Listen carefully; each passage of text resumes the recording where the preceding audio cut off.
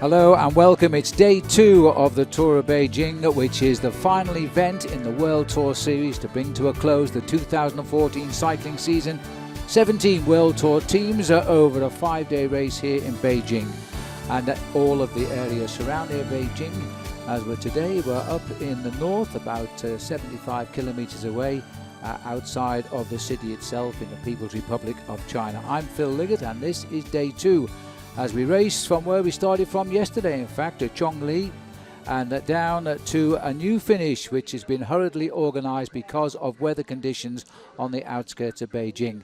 The Sky team yesterday did most of the work, and at the end of the day Ben Smith was unable to cross the line in that first position. In fact, they missed out wholesalely. So too did this man here, Benya Insausti, last year's winner, lost 18 minutes, believe it or not. Alongside him was TJ Van Garden of Team BMC. They were the two big losers, as over the last 70 kilometres of racing in the crosswinds, they missed the move by some 60 riders and conceded 18 minutes. Others, of course, did ride well, including Française Deschamps. They now sit in 3rd place overall with Julian Kern. And the Trek riders also signing in here. It's been a tough day. Zoidl, the champion of Austria. But the hot favourite, Dan Martin, still yet to sign in here. He didn't concede any time to the day's winner. And he's hoping now that perhaps, because there has been a change of the race route today, it might well suit the climbers. Rigoberto Urán signing in, happy with his performance yesterday and losing no time, apart from the small time bonuses separating the leaders. Philippe Gilbert also finishing in the main field at the head of the race yesterday too. The stage being won by Luta Meček, who becomes the first leader in the red jersey. Tyler Farrer crossing the line in 3rd place yesterday. And Dan Martin finishing in the main peloton in 69th place, but in the same time as all of the riders. So the Garmin Sharp team still very much in the fray here. The man we thought had abandoned, Modelo, there signing in, actually crossed the line in 4th place. He was reported having abandoned. And in his first World Tour race, Caleb Ewan of Orica there, smiling because all of the Orica Green Edge boys signing in under the wrong numbers. But Caleb Ewan crossing the line in 2nd place in his first ever. This is where you sign on. That's the youngster telling the experienced riders how to sign on for a World Tour event. The man in the red jersey now, having won the opening stage, he won the closing stage of this race last year. So he's continuing the trend. Luka Meček, who gets the jersey by just 4 seconds overall over Caleb Ewan, split only on the time bonus sprint. 5 seconds back to Julian Kern, and Tyler Farrer sits in 4th place, 6 seconds off. Field rolling away from Chong Li, but the weather conditions deteriorating all of the time. So an hour before the start, the riders and a meeting with the organisation, it was a joint decision to reduce the stage by 36.5 kilometres and finish it instead of in Yanqing, but on the top of the final climb of the day. So we'll take you through the route as it was. From Chong Li, we wander through the hills here, just northwest of Beijing, down to Yanqing, where we'll still present the prize in Yanqing, but the race will finish where you see that second number 3 on top of the climb. And for that reason, with a nasty uphill turn, some 200 or 300 meters before the line, is going to make this a crucial day of racing now for the men looking for overall victory, with 3 more racing days to go after this. There's the information where we go to Yanqing village, and the summit is the actual finish of the race today. The race distance reduced from 47 kilometres to 111. There were 4 riders getting away early on. These are the 3 survivors of the 4-man breakaway: Alexis Goujiard, Laurent Mangel, Fabio Silvestre, 2 Frenchmen and a rider from Portugal, Silvestre. And the run rider was the best rider in the breakaway, Julien Alaphilippe, but he dropped back, and that was probably a relief to the breakaway because he was only 10 seconds off the red jersey of lead, whereas all 3 of these finished in the TJ Van Garderen and Insausti group yesterday, losing 18 minutes and 14 seconds. So, candidates perhaps to go the distance, but the indications coming out from the race is that they won't stay away to the finish. 1 minute 20 is the latest time check we have. rider in the black here is Fabio Silvestre. He was winner of the first sprint, so he's picked himself up 3 seconds bonus, as if he needed that when he's lost 18 minutes yesterday. The field were well wrapped up at the start today. There was rain at the start in Chong Li as we come away from the plateau and a height of some 1,200 meters above sea level, running away to flatter roads now for the finish today.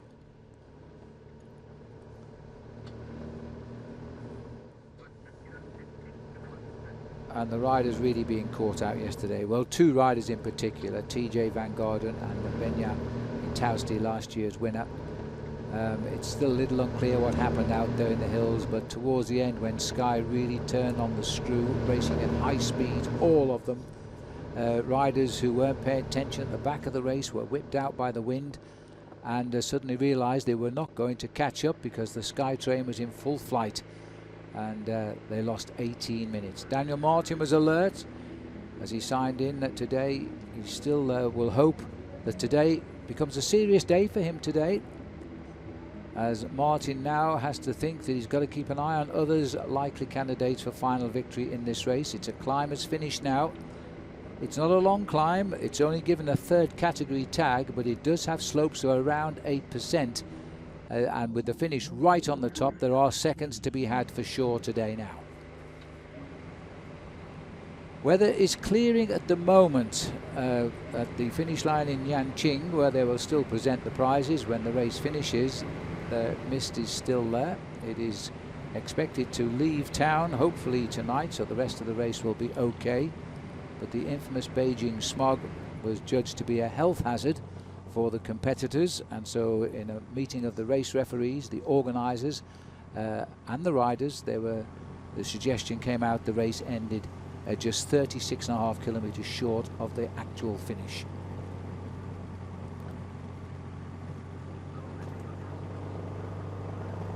The field now starting to turn up the heat a little bit there. Time to take off some of that early morning wet weather clothing as they now head towards quite darkening conditions here, as it's now in China just coming up towards 3 o'clock in the afternoon, and by 5 o'clock in these rather overcast and smoggy conditions it will be dark in a couple of hours. This is Alexis Goujart from Team AG Tour. Had a couple of wins this year in France, in the Loire-Atlantique and the Boucle de l'Aune, Châteaulin. So he's got good form. He's only 21 years of age as he makes his way now, first year as a professional on Team AG Tour. And the man on the far side, the only professional cyclist from Namibia, is Dan Craven. What a character that man is, riding his first season with Europe Car, and as a result rode his first Grand Tour this year and got round it. He says his next ambition is to get round the Tour of Beijing and then look forward to heading to warmer climes in Africa to prepare for next season. Came through the sport the hard way, working his way through small teams in the United Kingdom, where in fact he met his girlfriend, and she still lives in London, so via Namibia he'll going through London first on his way home from China.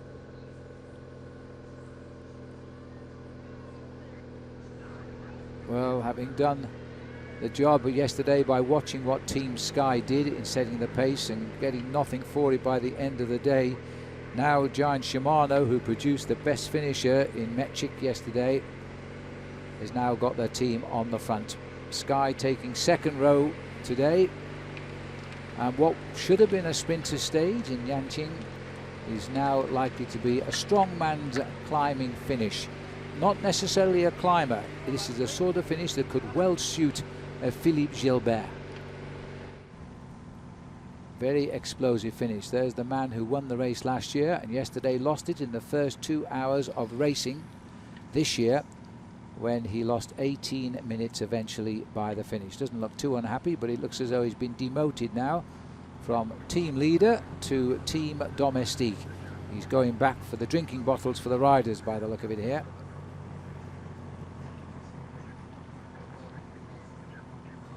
wasn't a question of being left behind because of the inability. I think it was a question of not paying attention when Sky suddenly started to turn up the power, and they suddenly found they could not cross the gap. Once you've lost a minute at those sort of speeds, the second minute comes quickly, and after that you say it's all over and you cruise home. And that's exactly what appears to have happened yesterday. And at the finish, 3 minutes or 18 minutes in a 5-day race really makes no difference to the result. You've lost.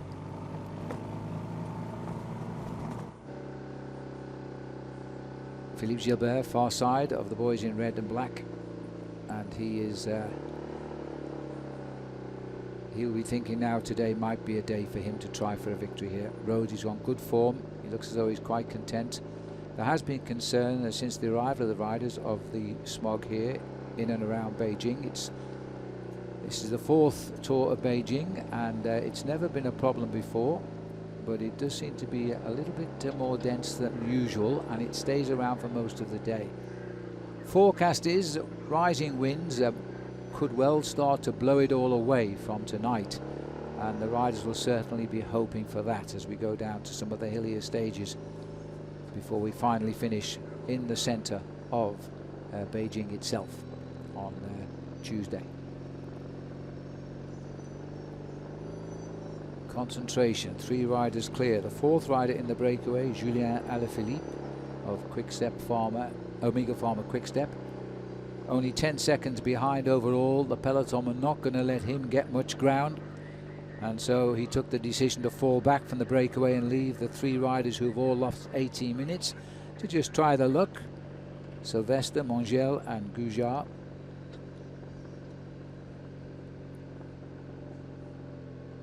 And that's a wise move.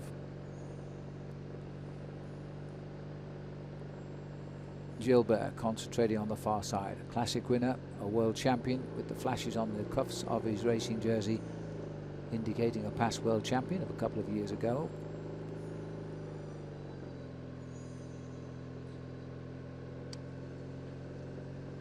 And you can just see on the left of our picture there the mist that's swirling around on the high ground.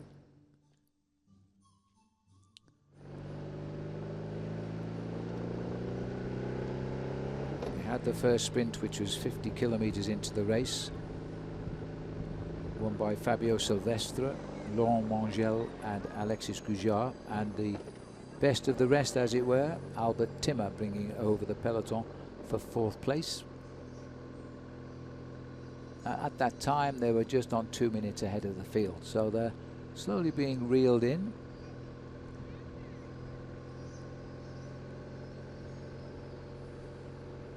Silvestre, young Portuguese rider.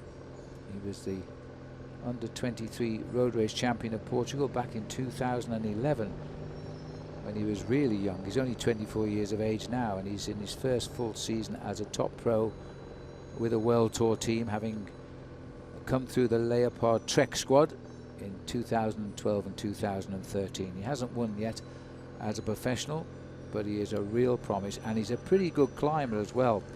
Now, this isn't a real climber's stage, but it's turning out to be a real climber's finish, perhaps. We'll see what that climb is like. So the finish itself in Yanqing is about 75 kilometers to the northwest of the center of Beijing itself. And with the high number of rivers and freshwater springs that go through the whole area here of the county itself, it does produce the purest water, funnily enough, and yet the air pollution is a huge concern here in China.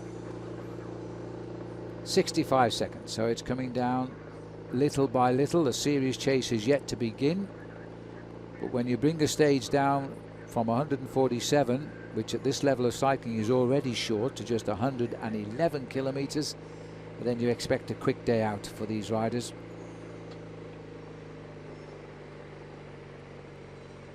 Sky must have been extremely disappointed with the fruits of their efforts yesterday, because in the end Ben Swift not able to get through. The finish came rather quickly off a left-hand bend, and I presume the riders realized that they were running into the finishing line, because our computer was showing there was still 2 kilometers left to go.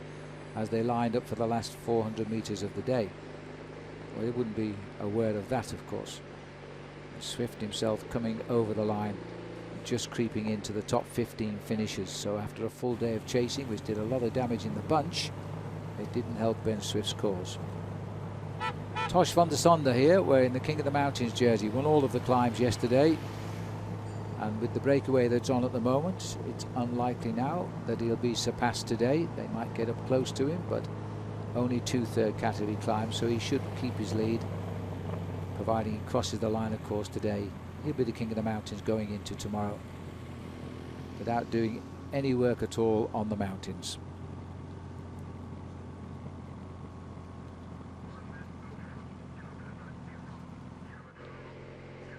And the race leader himself having a very good season. Second full season with the World Tour squad, Giant Shimano. And Mečík here is a very strong finisher, and he chooses his races to win. But yesterday it was a good race to win. Profited by the hard work of Sky. Followed the right wheels because there was disarray in the sprint. There was no real team taking charge at all. Mečík came up on the outside pretty late, and in the end he was taking on Tyler Farrer, and then up came Caleb Ewan to split the 2 best known names in this race in the sprint by taking second place. The youngster from Orica Green Edge, the Australian, in his first race at World Tour level.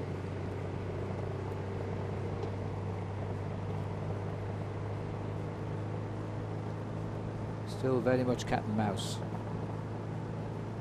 The leaders know that when you're chasing a group of 3, 18 minutes ahead, if they win by 1 or 2, it's not going to affect the overall situation. Mečík will have no objection to it running that way, although as a sprinter he won't be nurturing long-term hopes of victory in this race, so he will not like the chance of losing this stage. But on the other hand, it's suddenly become a strong climber finish rather than a sprinter's finish.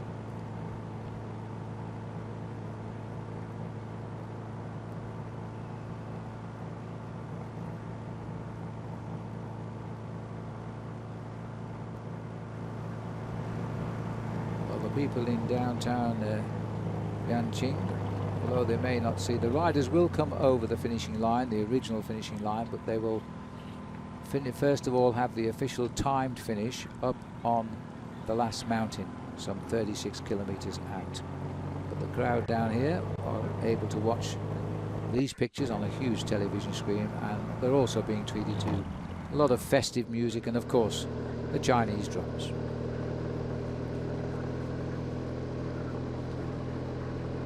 It's a pity really, because if the sun had shone, this is a beautiful part of China.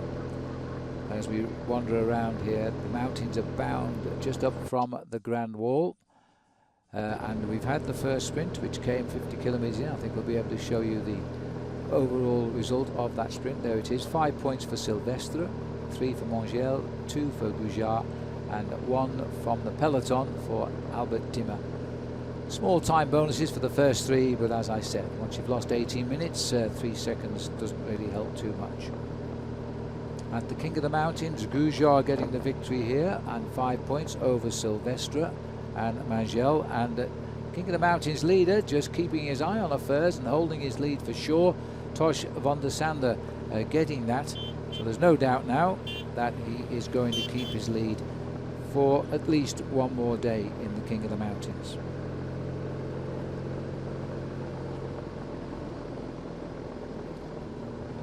Single point will certainly be enough there. There's only 1 climb left, and that is the finishing line today. And one would expect now that a rider with big ambitions to win this race will try and take the finish line, which will also give him 5 points in the King of the Mountains. Just one more sprint, which will come at around about 12 kilometers to go.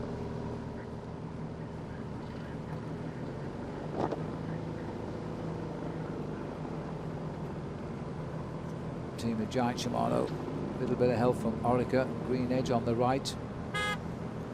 Now a lot of these riders are covering up their team colours with black racing jackets. Not too clever for the commentators, as they all look as though they're on the same team now, but in fact they're not. And And Lotto Belisol taking an interest too on the left of our picture.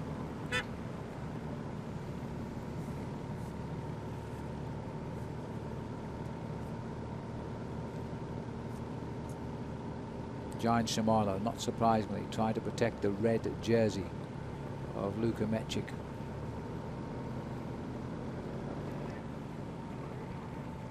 And as always, the workhorse there, the breakaway spoiler they call him, Yanqing, Chinese cyclist who rode and finished the Tour de France this year. And we got to know him regularly as the man doing the work for his team on the front. And every time somebody attacked, he chased them down, hence his new nickname, the breakaway spoiler. He's looking for these three right now. 45 seconds the gap. It's coming down pretty regularly at the moment as we take a close-up here of the man in front, Fabio Silvestre.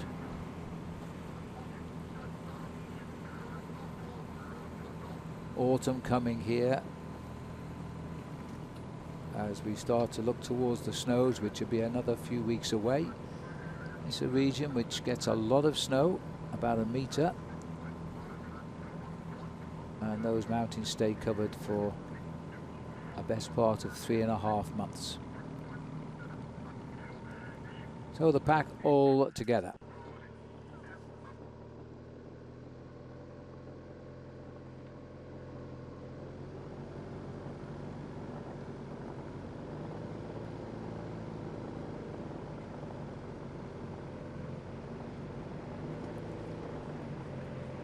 So Yanqing, who's showing himself on Chinese television, and how happy is he for doing that? It's a big moment for this cyclist. Now a World Tour rider, the first Chinese rider ever to ride in the Tour de France, and we saw a lot of him in the Tour de France as well throughout the month of July, and now riding on his own road in a World Tour race. His job very much part of this team as a workhorse. He's not a projected leader yet, of course, or a winner of the race, so he's showing his colours out on course, and pretty much responsible for the moment, bringing this down to around about 45 seconds now. The wind is still troublesome out there too.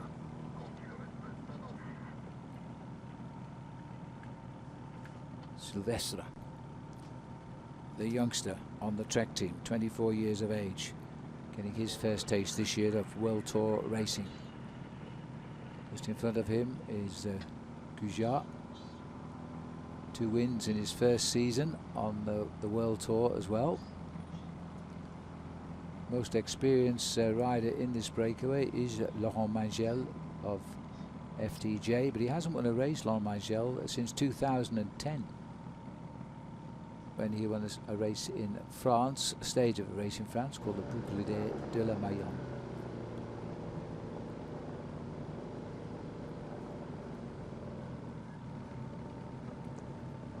Flick of the elbow by Mangel, that's the sign for Gujart to come on through, bring the pace line through. He'll take a little break on the back, such as it is, but he knows that they're coming, and the second take there, what he's actually seeing now will be the lights of motorbikes coming forward from the peloton, because the peloton is firing themselves up on the chase right now. And this is going to be an interesting showdown on the last climb of the day. Normally we would have gone over the top, and that would have been it. Jens Maurice on the front for Orica Greenedge. He's the mid-term workhorse for that team from Australia.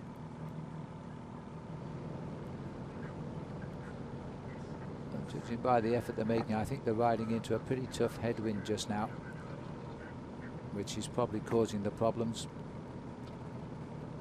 Those motorbikes behind are not that far in front of the peloton either.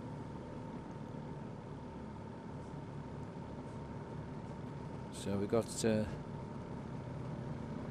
Maurice on the far right, Team BMC in the middle. Well, this would have been a perfect finish for TJ Van Garderen perhaps, but that's no good to him now. He lost 18 minutes, so they must swing their attention perhaps to Samuel Sanchez, who's officially their team leader on BMC this time around, but Sam Sanchez hasn't got a contract yet for next year. So it'll be for Sanchez or Gilbert to try and grab the race lead.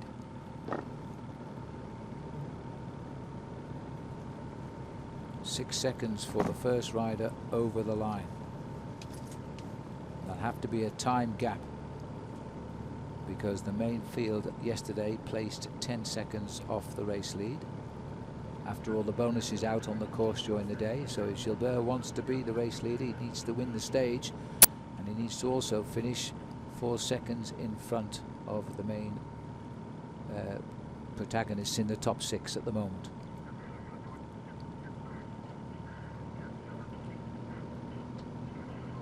Well, I think we've seen at least the last of the rain.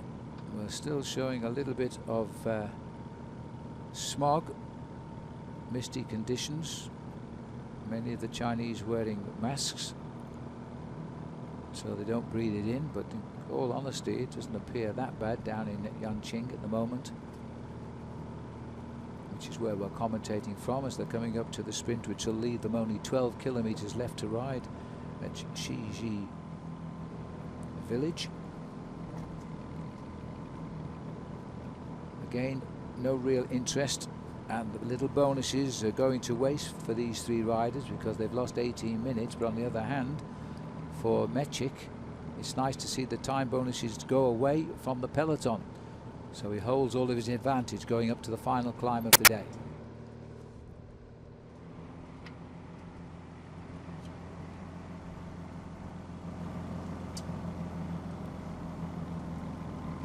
So as they go through, not surprisingly, no big sprint finish here,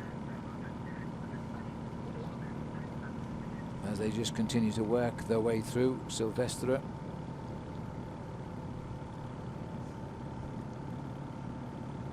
Now, not surprisingly, Scarman Sharp throwing in a bit of weight as well now, because this is a perfect finish for Dan Martin.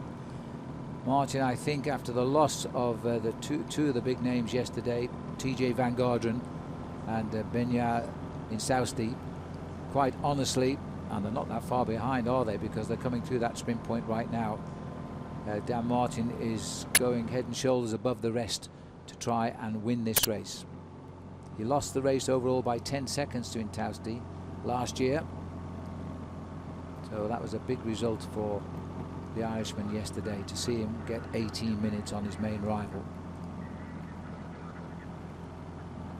Silvestre very happy to keep putting pressure on. He's a rider who can sprint when he wants to. He can also climb quite well. He's only a youngster. Won the King of the Mountains in some smaller races when he was with the Leopard Trek. Angel. Yesterday it was his teammate Jeremy Roy that led for much of the way. Got caught 20 kilometers out from the finish.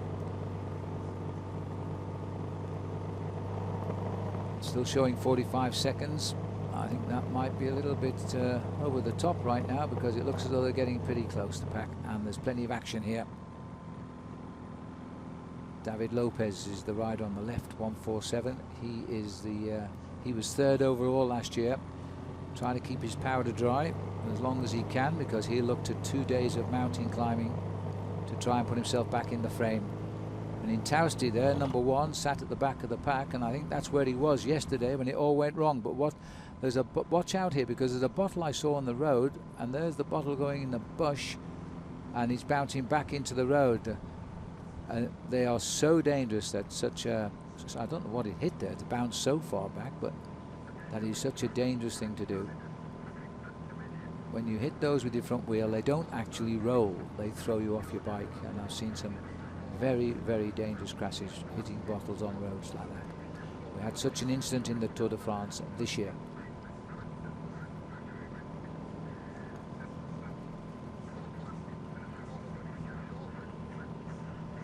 Looks like big Sam Bewley on the front for Orica Green Edge. Getting a bit difficult to pick them out just at the moment with their racing wet weather wear on. Even though the rain has gone by, this will be Decker. He's coming back up towards the pack. The Dutchman on the Orica Green Edge team, on the Garmin Sharp team rather. Thomas Decker tags back on nicely. Well, they're still round the corner and out of sight, so they're not going to give up. We're looking at 10 kilometres only to go. But this is a hill, yes, but it's not a major climb with a third category ranking. So strong sprinters may yet get up it. I mean, like the riders, I've never seen the climb. I can only go on reports that have come back during the day. We're told that some of the gradients are around 8% and that there is a very, very sharp corner climbing just before the finishing line. So what would have been just a sprint for a few points in the King of the Mountains is now the sprint to decide the day of racing. And that's a whole different climb in their attitude of the peloton.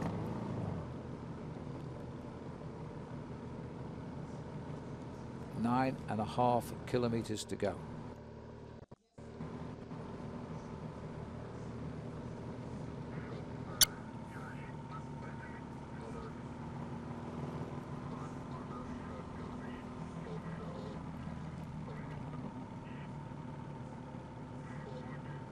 Well, the roads are again in excellent condition for the race. That is very much a plus side on the races here in China. And there in the distance are the peloton now with all the lights right behind them. It's going to be a desperate scramble to even reach the bottom of this small climb up to the finish, I think, for these three. Because we can see the peloton, and bet your life the peloton can now see these three riders.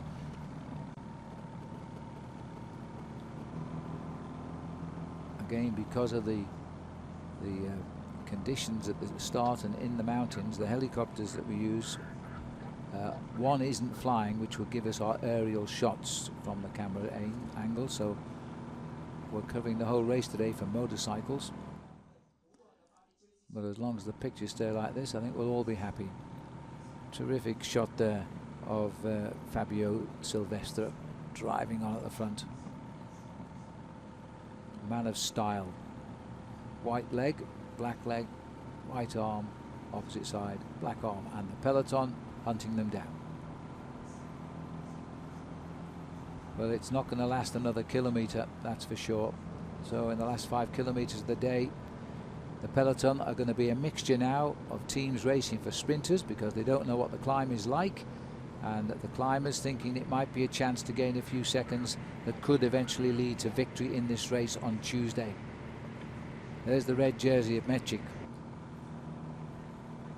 on the right. The leaders know now, but just going to keep on going for a little bit longer. Goujar, Silvestre thinking twice, Mongel willing to have a go. The two Frenchmen pushing on. Silvestre's looked over his shoulder, he will have seen them.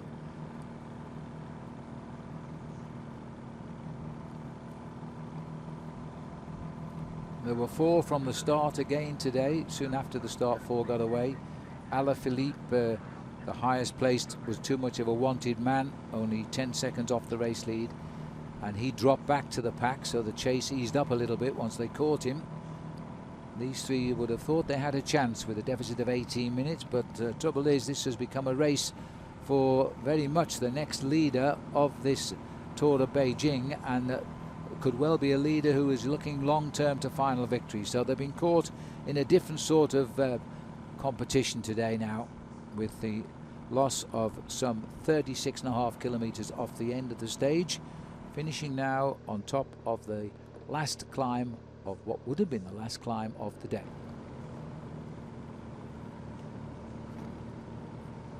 Giant Shimano still continuing the lead out for their man Mechik. He's a strong man. He may have strength to go up this climb, but I would think probably not. Silvestre's back in the pack very quickly indeed. 2 survivors out front.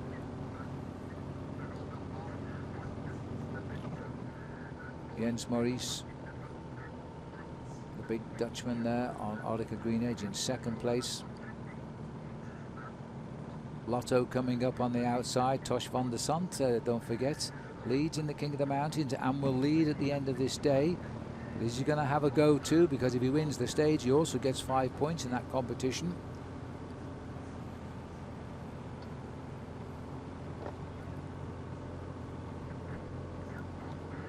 I will would suspect that many of the riders will have been told by their helpers who have gone forward to the finish exactly what this climb is like. Tyler Farrer there in the green jersey, which is also owned by Mechitz at the moment.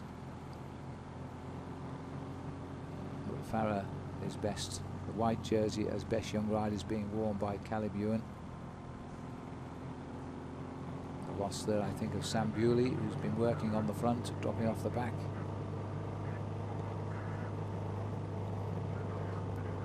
Dario Cataldo, no it's not, sitting at the back here, it's Big Bernie Eisel. Last man now. Peloton just lost a couple of stragglers there, but basically all together. 4 riders retiring yesterday, surprisingly enough, leaving 131 at the start this morning. 2 Frenchmen decide to fall out, and Mongel going it alone. A déjà vu situation. 20 kilometers to go yesterday.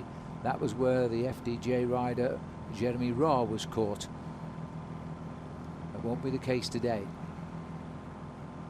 We're around about 5 kilometers at the most from the finish. We're all feeling a little bit in the dark here today, but that's where they are just now.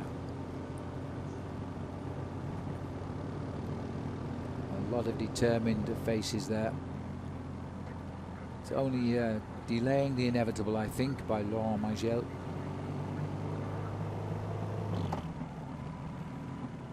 We cut a nice course, slightly uphill at the moment.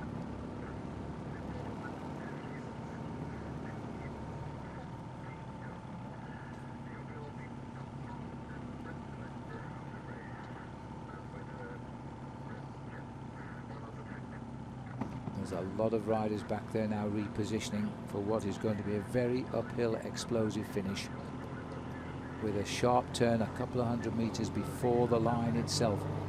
Because of the rapid decision to change the finishing line, I suspect there may not be an actual banner across the road. The actual timing system, they did leave town very swiftly to set up on top of the climb, so there's no problem with the timing. But it may not be that obvious where the actual line is. This is what is happening now at the back of the peloton as the rides begin to crack. Dan Craven up there. 5 kilometers to go. Oh, we've managed to get the boards out in time as well.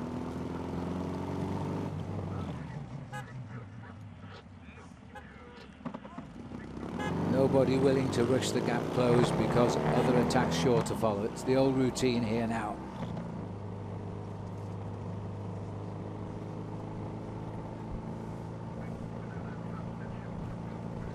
Laurent Mangel, last time he won a race 2010.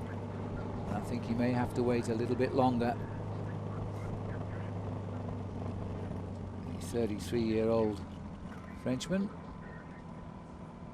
came originally from Seo-Sujeon up into the FDJ squad last year. It's only his 2nd season with the team.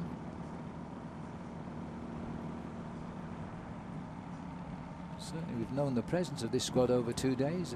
Towards the closing stages of a race for the 2nd day, they've headed up the front. But inch by inch, that peloton is closing in. It looks like Katusha's got themselves around the front as well. They also feel they've got a candidate for a win on this sort of finish.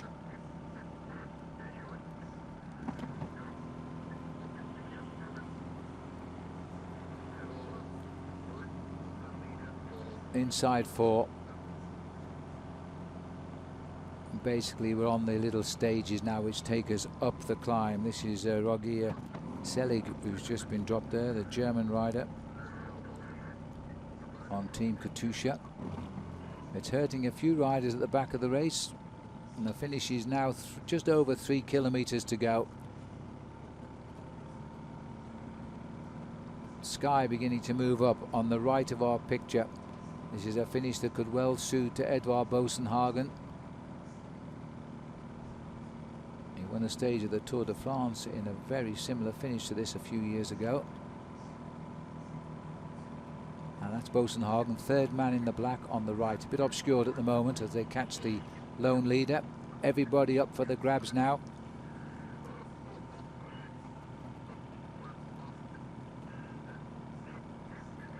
It's all about keeping the pace up. Hurt those at the back, stop them coming through, and just see if they can deliver. Zoidl, the rider in white, champion of Austria there, left a little bit in the open there, trying to grab a wheel. Matthew Heyman on the left in the white jersey of Orica.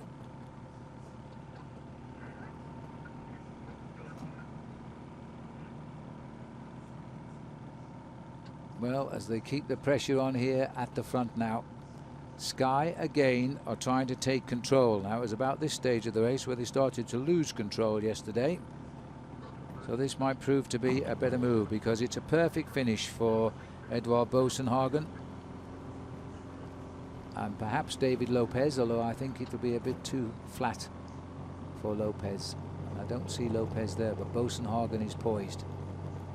Ben Swift is also well placed, but again, these riders are riding a little bit blind. They don't know what the slopes are like.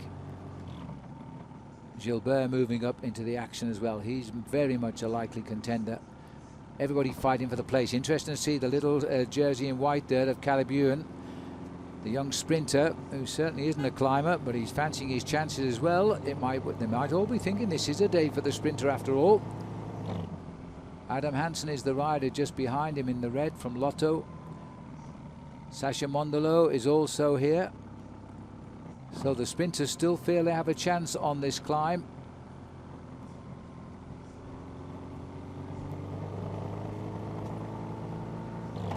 Looking for the 2 kilometre board, I think, at the moment. Rory Sutherland, the far right of our picture, in the yellowish jersey, being pushed out onto the side of the road.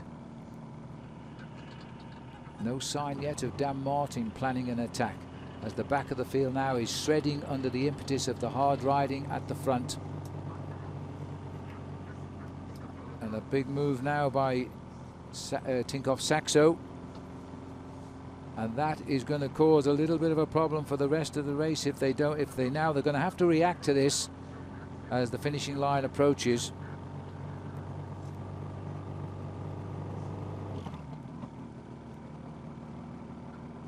This looks to me like it might be Ivan Rovny who's gone clear, the Russian on the Tinkoff Saxo team.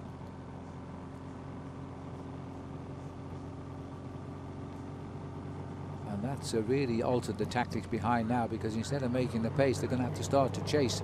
We are not far away from coming to the last kilometre of the race here. Sky is still trying to organise it for Boassenhagen, running out of firepower a little bit at the front.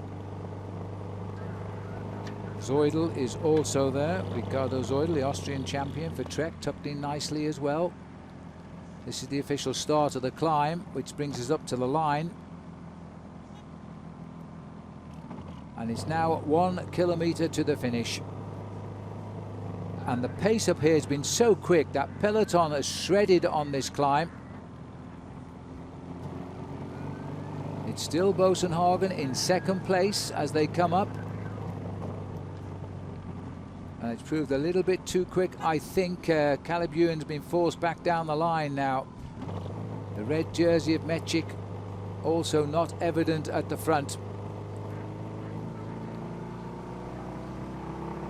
A few tense moments now as they start to line up for the finish. There's Boassenhagen in second place. If he's got the explosive race up to the line.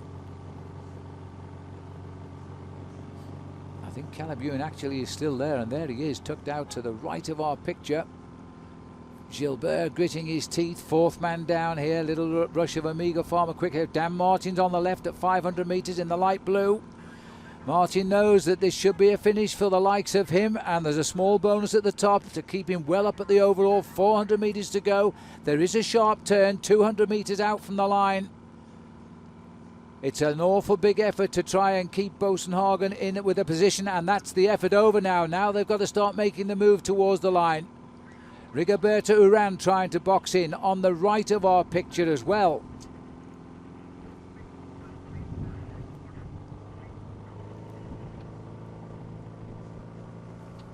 And now it is Orica Greenedge trying to take control of the race as we go inside 200 to go. That's the sweeper that brings them round towards the line. Caleb Ewan here grits his teeth. Well, this would be a turn-up if he's able to hold this pressure up. Philippe Gilbert in the red is trying to go at 100 metres. This is a determined Gilbert. But is he going to get off the wheel and race up to the line? It looks like he is. There's the sharp turn as it comes up to the line. And Gilbert takes it right on the line. As the brakes go on there as they come over the top of the climb. Well, that was never supposed to be that way on this insignificant third category hill on the course. But that is where it was a joint decision to end the race today. Some 36 kilometers from the finish line in Yanqing because of the atmospheric conditions. And Philippe Gilbert, well, it was a finish to suit him. Timed his effort to perfection, and he gets himself a small time bonus, which won't give him the red jersey at the moment, but that will go to a check of the bonus situations. As Philippe Gilbert gets his 6th win of the year.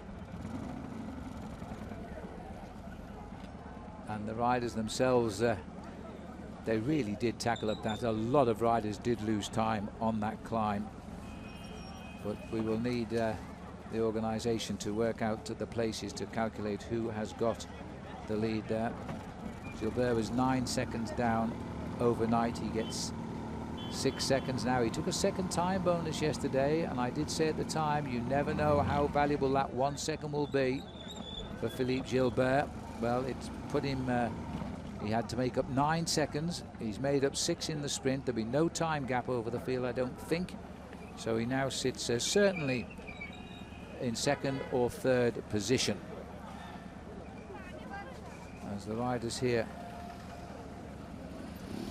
now continue to just get smoothed down here. Now we understand that they will make the way to the original finishing line, which is still some 36 kilometers away, for the final prize presentation, which we will bring to you. As we're now looking here at the sprint again, a big effort there at 100 meters by Calabuin, but then it all changed. Gilbert gritting his face. How many times has this man won on a climb like this? From the Tour de France and from everywhere else. And Gilbert gets there his 6th win of the year. And I make that his 73rd win of a career that began back in 2003.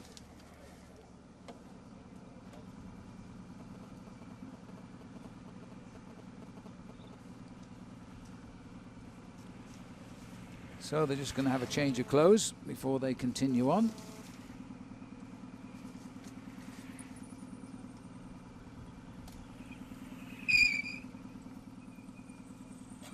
Just wait to see if we can bring you the final result, but of course all our communications are now some kilometers away from where we're commentating from. It won't be quite so easy to give you the full overall situation just yet, but we will be bringing to you live during our program. And again, a lot of riders losing time on that final climb.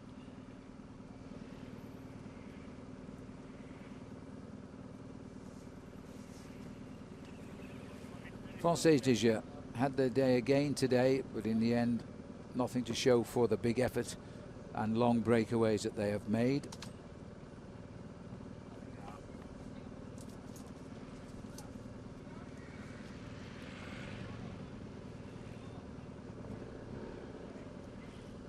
If you're just joining our coverage, by the way, I'll just remind you that the race reduced today because of atmospheric smog here, which is brought in a health hazard. And the organisation having taken a decision with the riders and with the race referees to reduce the distance by 36.5 kilometres and finishing on top of what would have been the last climb of the day, which leaves us 36.5 kilometres short of Yanqing. Orica Green Edge. Again, a good effort that by Calabuin. He's enjoying his venue here as we're now looking at the team just having a little chat.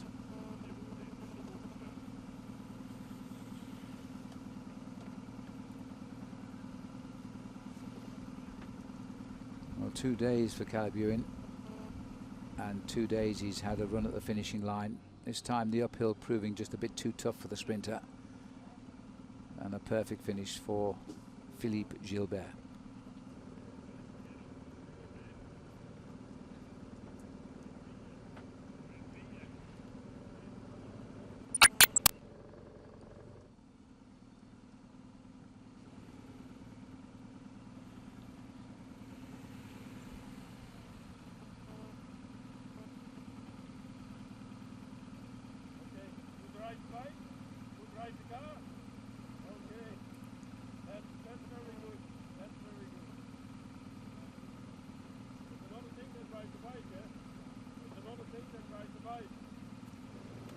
Belkin team there also have a good sprinter here in Hofland, but he wasn't able to handle that sort of a finish either.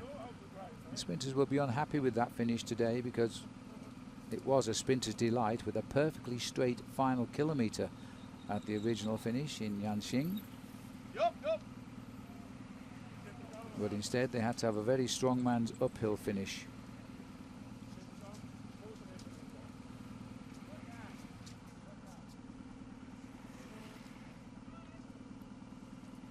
With a chance to look at it here.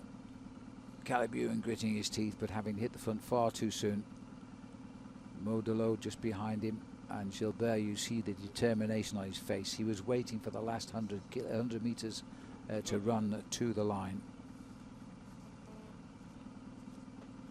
Perfect lead out for him at the 100-meter mark. That's where he decided, because you're a little bit of a chicane here.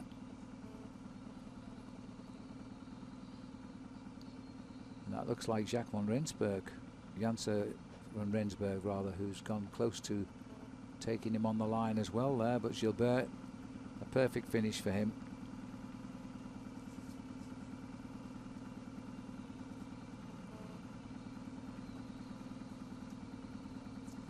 And a happy man.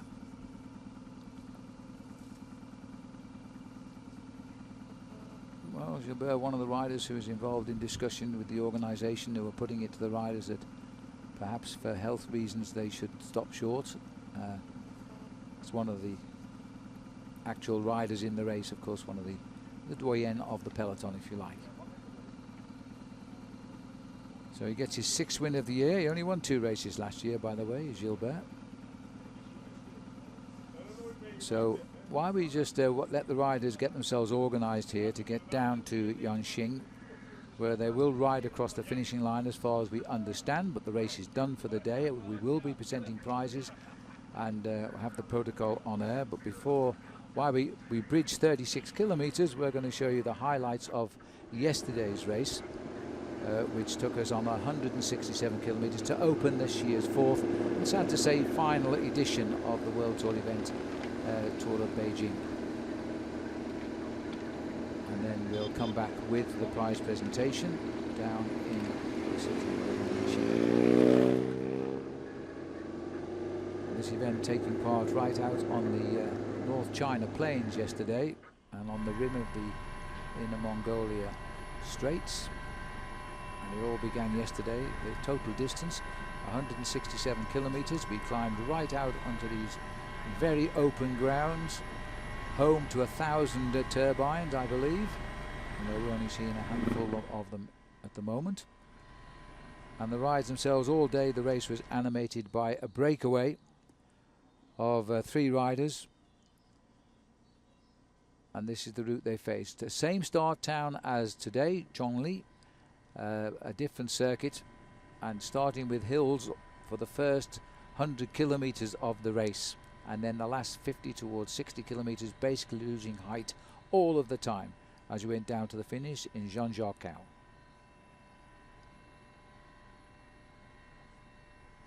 And it turned out to be a very, very surprising day of racing indeed.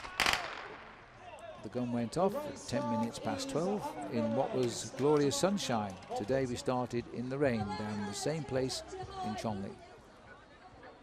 135 riders and 17 World Tour teams taking the start. And the minute the flag was pulled in, the attack, which was to stay out front for most of the day, was underway. And this is Tosh van der Sand, the Lotto Belisol rider, who got clear immediately. Nobody going to rush out and go with him, so he quickly formed with a group around him, including Jeremy Roy of Française des Jeux and Julian Kern, the rider, or the German rider, on team AG2R. No reaction from the field as they started to move clear.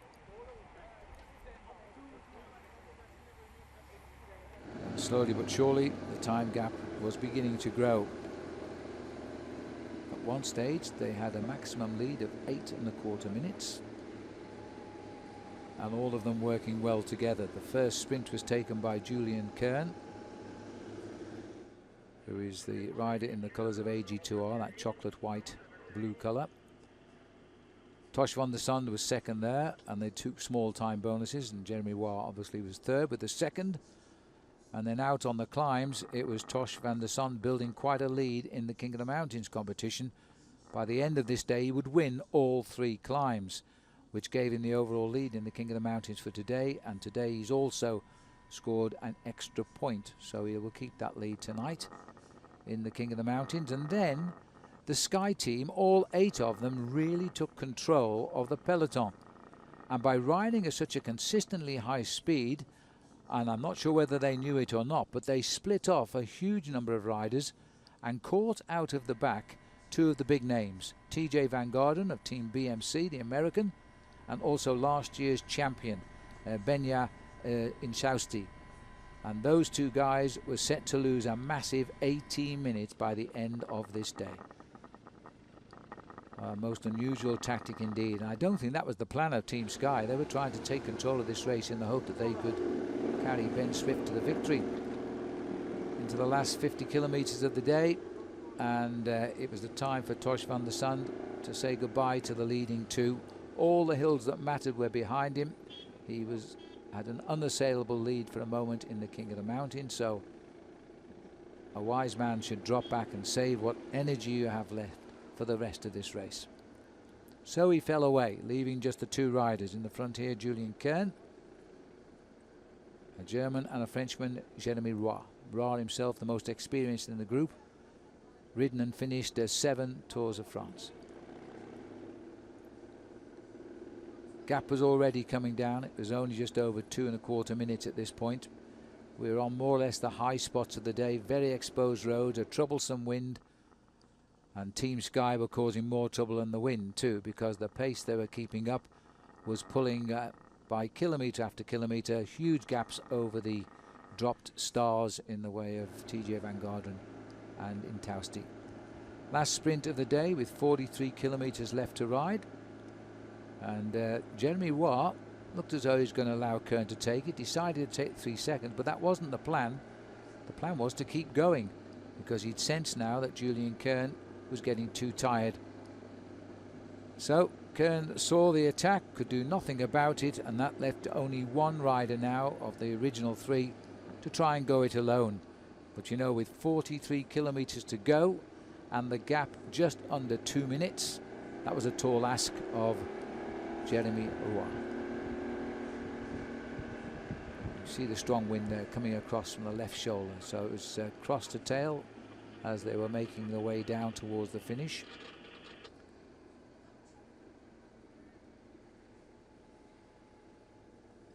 And just a final check by Roy to make sure that Kern had not changed his mind and was coming to help him out.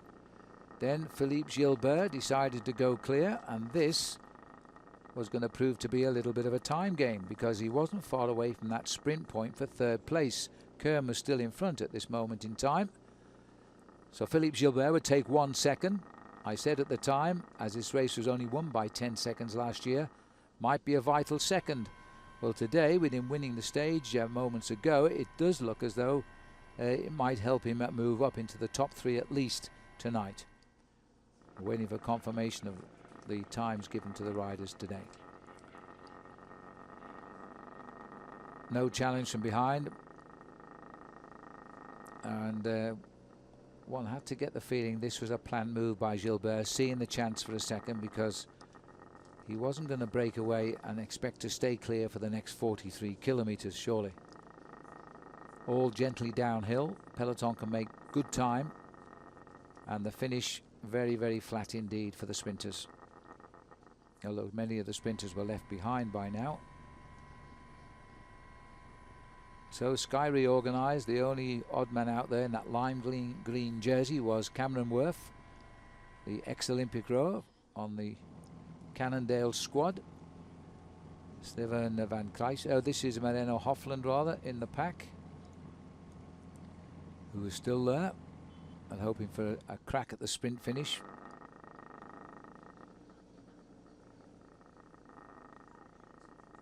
Gilbert, although he could see Julian Kern not too far in front, he wasn't really slipping away from the grips of the peloton either.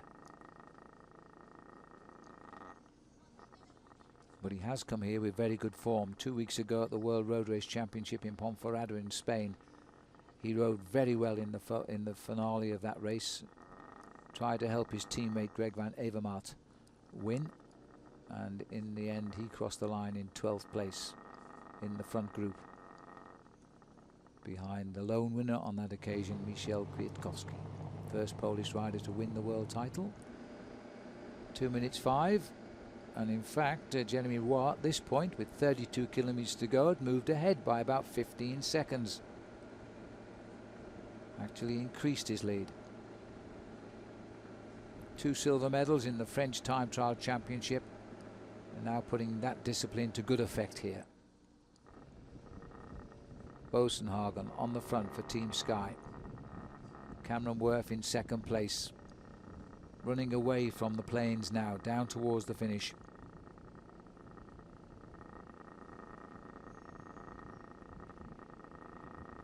The pink jerseys behind of Lampre, nursing their top sprinter Sasha Modolo.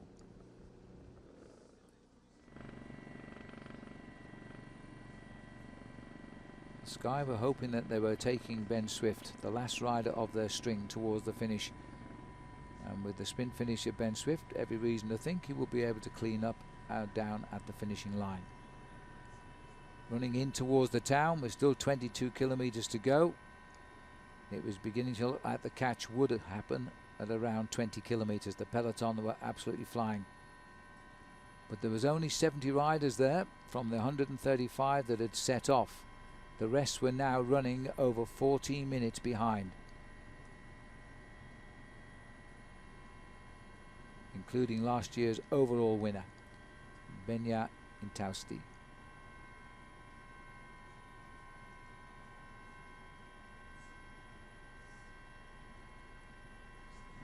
Well, with the hill finish today because of the alteration of the course, the next day for the sprinters really is the last day of this year's Tour of Beijing.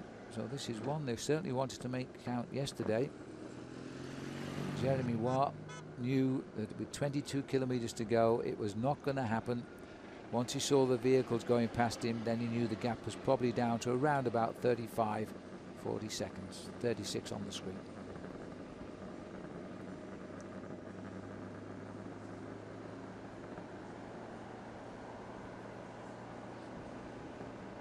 The lonely figure out in front.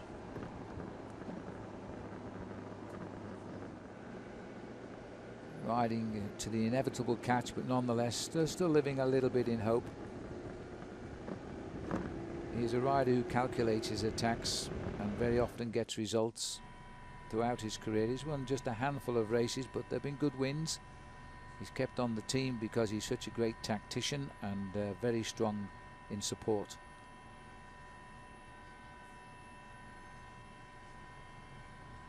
All the time now, running away from the mountains down towards the finish in Jean-Jacques.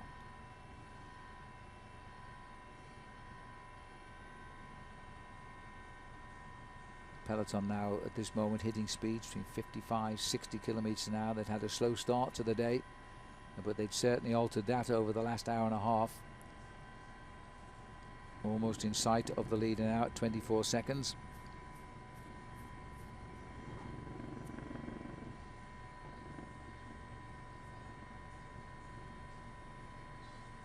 Under the ring road, which now begins to run around the finishing town here, so the riders knew as they go into sharp left-hand turn here, and this is when they get their first sight of Jeremy Roy.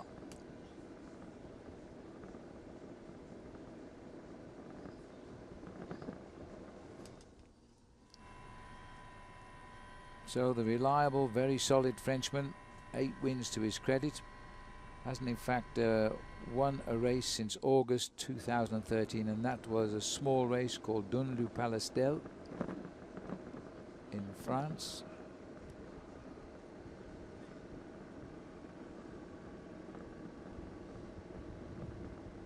He was approaching 20 kilometers to go, and the peloton were 21 seconds behind. Almost trying not to catch him at this point, simply because Once you catch the rider and you're all together, other riders begin to get a little excited and start to attack. Dario Cataldo on the front. But Team Sky had everybody here, and this is the way it had been for the best part of 2 hours. Just the one team driving at high speed in the hope they could prevent the attacks from other teams.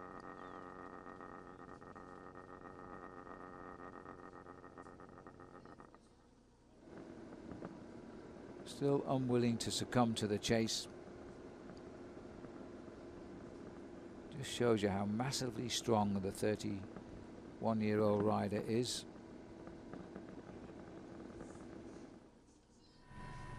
And his 31st birthday, just before he started his 7th Tour de France in Yorkshire in the United Kingdom this last July.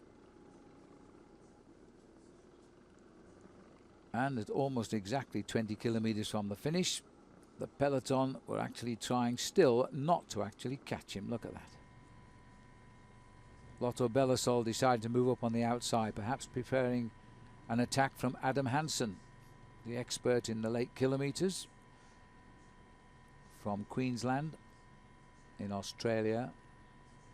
Other riders now taking an interest. They'd sat at the back all day on the receiving end of the high speed of Team Sky, but now things were becoming much, much different, as teams with sprinters were now trying to find their own stretch of road. And all of a sudden now, with the catch of Jeremy Roy, Team Sky had their hands full here as a number of teams tried to take control.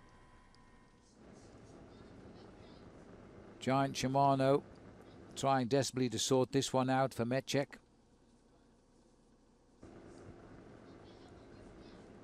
Sky were trying to desperately keep still the control for their rider, Ben Swift.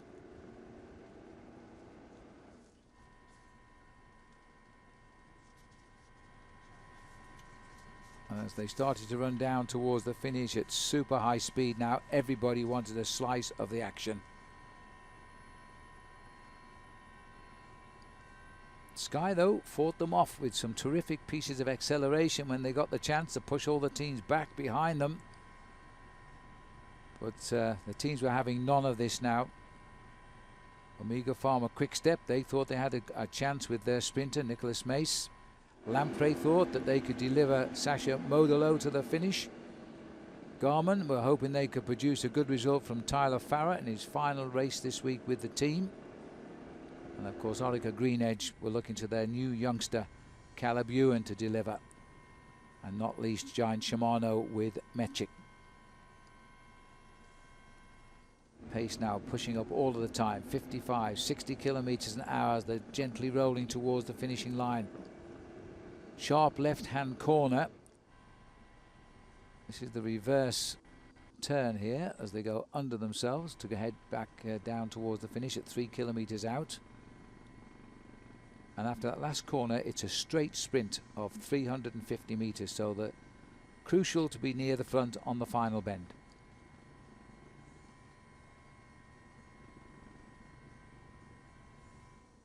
Still Sky, but they're losing firepower at the front. Lotto were now getting into the mix as well.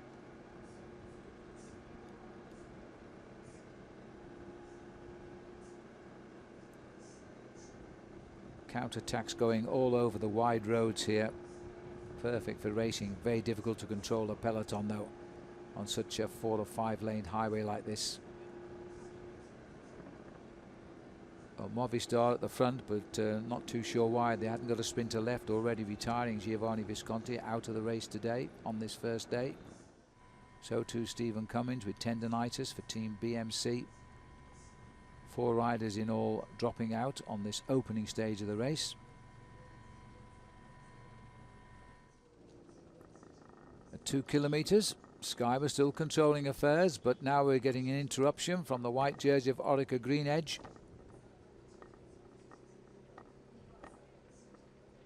And constantly thinking of Caleb Ewan, the youngest rider in the race in his first World Tour event, fresh off the silver medal in the under-23 road race championships in Ponferrada in Spain. Now the left-hander coming up, the most crucial bend. This is the sweeper before they turn left onto the finishing straight, and a lot of riders were worried about this because it's quite a sharp turn. It didn't turn out to be the problem everybody expected, but now Bosenhagen on the front was perhaps on the front a little bit too soon. They were running out of the lead out men for Ben Swift, and the rest of the sprinters were not only there but coming through as Lampre were guiding Sasha Modolo through on the top of the picture. The face told it all of Bosenhagen. He was on the front too soon to deliver the firepower. Everybody else just throwing the 10 pennyworth in now, and then all of a sudden no organisation at all. Everybody scrabbling for the front as the teammates were now tiring rather quickly from Team Sky and losing a grip at the head of the race. Tyler Farrar had now moved right up towards the front line in the blue. The left-hander as they come into the last 350 metres to the finish line. The lead out was coming for Nicholas Maas, the tall rider in black, and he's in second place. Then the move over the top from Tyler Farrar. Farrar looked as though he's going to go out with a big victory for his last race this week for his team, but it wasn't to be, because down the centre, the man who won a year ago the last stage, Mechik, gets the first stage this time through, and it was Caleb Ewan who just got in between Mechik and also Tyler Farrar. So the youngest man in the race getting second place, but the victory going to Luta Mechik, the Slovenian rider on giant Shimano.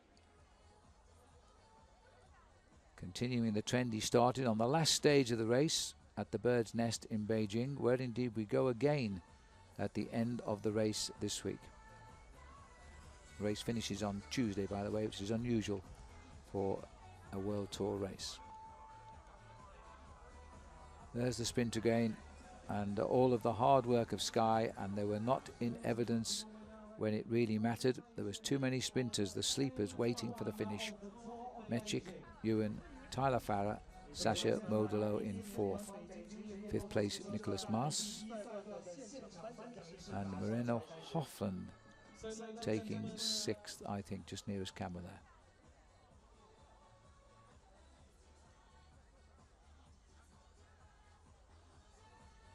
His second season with Giant Shimano, and a great victory.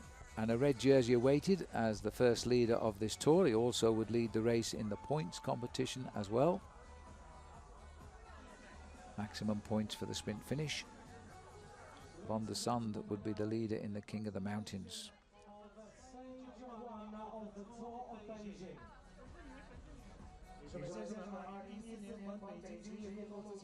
But the peloton reduced, and only in fact some 90 riders in the end coming in together.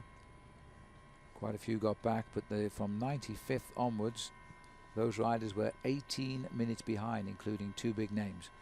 Confirmation of the result. This is yesterday's stage. Let me remind you, we'll be showing you the result of stage 2 very shortly. Luka Mechik, Caleb Ewan, Tyler Farrar, the sprinters all. And the first red jersey of the week, the man who won the last stage of this race when he wasn't in contention for the red jersey last year, Luka Mechik, getting the victory. We ask to be presented with a special gifts from the sponsor, Mr. Du Wei Dong, the president of Jack Roo. So the man from Slovenia enjoying his return to the Tour of Beijing, and he's enjoyed a pretty good season as well.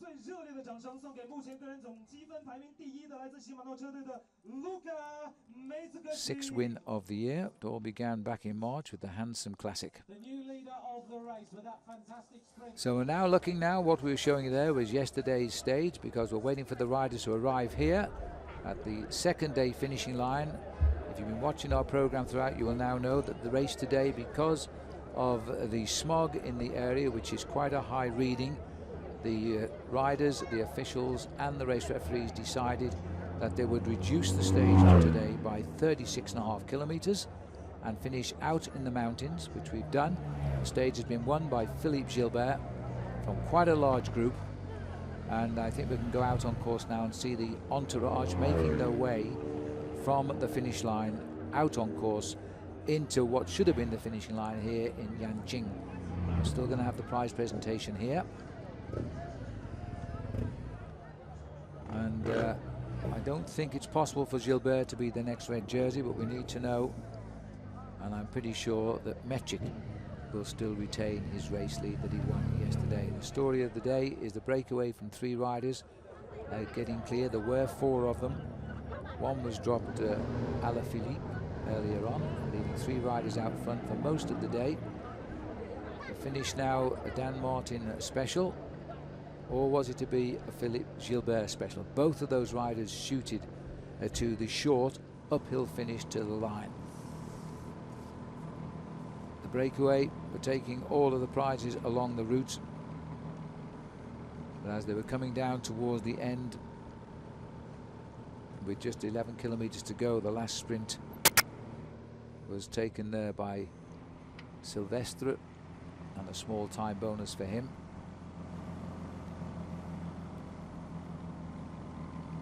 And Mongel in second place. Goujard taking the third, but the peloton now were very, very close indeed, and thinking more of the finish. And the way they were racing, as many of these riders thought it was still going to be a day for the actual sprinters of the race, even though it was now an uphill finish and not a flat finish.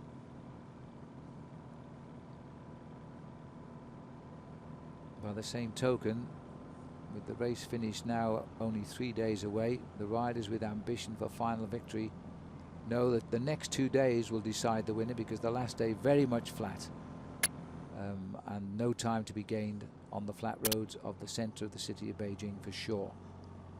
So this was an important stage now, finishing on top of a small climb. A lot of work put in by Fabio Silvestre, the 24-year-old today.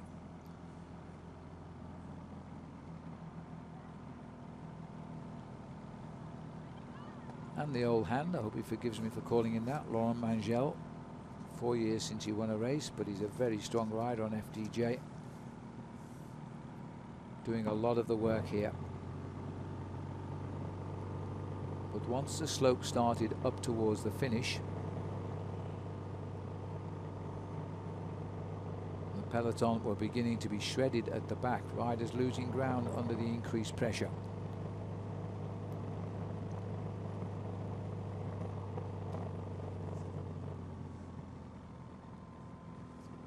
What the peloton did was more or less what they did yesterday, which caused the split a lot earlier before the finish with the high-speed riding. But there's clearly quite a few riders in this race who are struggling towards the end of the season with these high-speed charges to the finish. Although at this point there's a big pack, you'll notice soon riders start to lose time off the back of the race. There was this incident, watching the far distance, you see a bottle go in, and for some reason, whatever it hits, it bounces straight out again. Goodness knows what it hit to do that. But accidents happen so easily in that situation. There was a major crash in the Tour de France coming down the mountain this year when such a thing happened.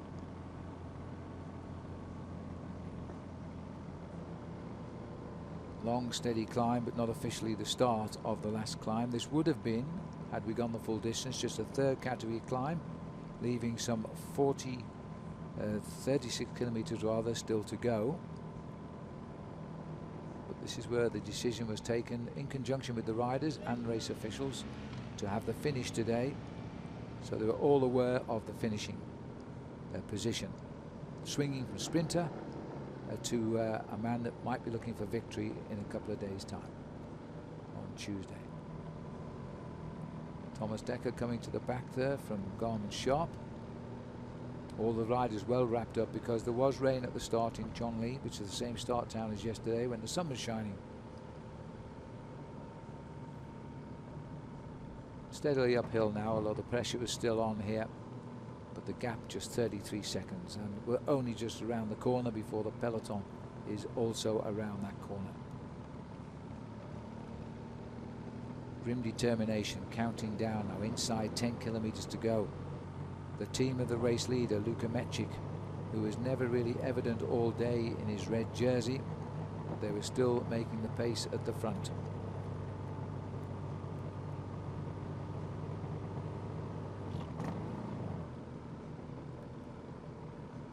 Team Sky, who were not at the front all day, were coming back up to the front now as the finishing line approached, giving us the impression that perhaps Ben Swift would cope with the climb.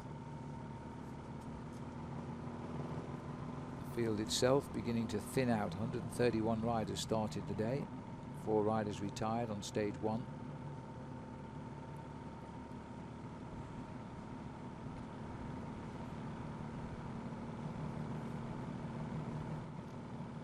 The autumn tints heralding almost the end of autumn here as we go into winter in this part of China. We're about 80-90 kilometers to the northwest of the city of Beijing.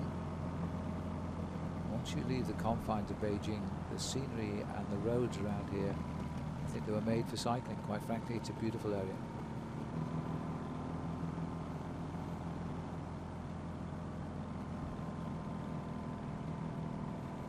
Eight kilometers to go.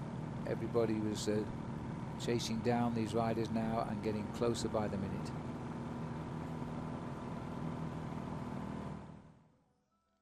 Still Silvestre determined not to give up. The man of fashion, with opposite legs in white, an arm, and the same black.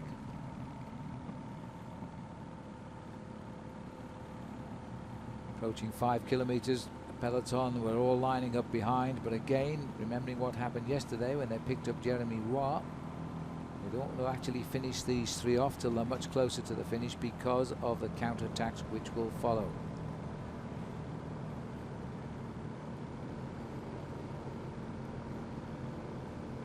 Presence of Sam Bewley and Jens Maurice for Orica Greenedge at the front gave me the impression that they were actually looking to still lead out Caleb Ewan, the youngster, for the finish, even though it's uphill.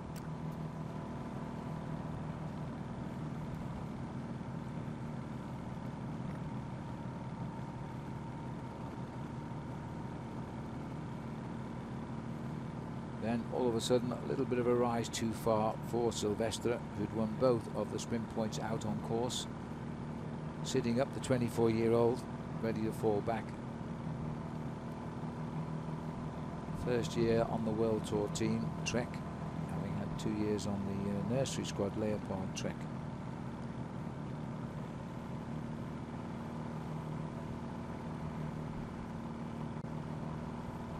The second day running, a man in blue spearheading the charge for the finishing line on the same team, FDJ, this time Laurent Mangel instead of Jeremy Roy. And really grimacing and hanging on now was Alexis Goujar, just about on the limit here. Although this wasn't part of the finishing climb, it was steady uphill. Giant Shimano still controlling the head of the pack.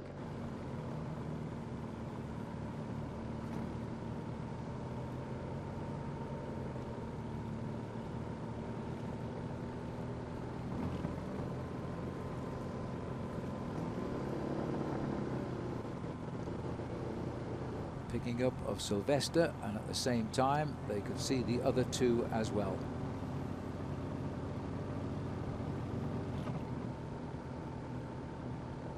Bewley drops off, indicates to Jens Maurice that's it. A move by Lotto, moving riders towards the front.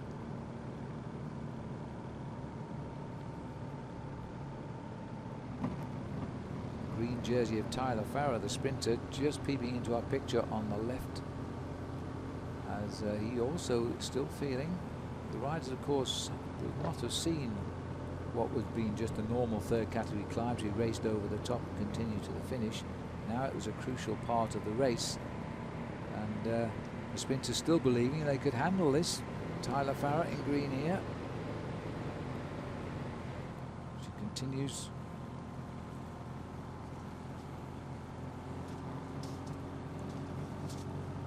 And then the pressure going on at the back of the race.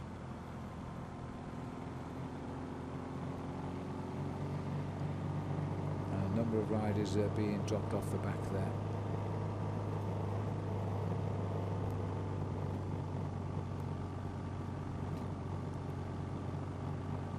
The pacemakers at the front, once they sit up and move back, have lost it. They're not interested in losing a few seconds now in the last few kilometers to the summit. And again, just as yesterday, last desperate moment from a FDJ rider, Laurent Mangel going for it. Bouchard just sits up, takes a drink and awaits the inevitable. This man refuses to stop.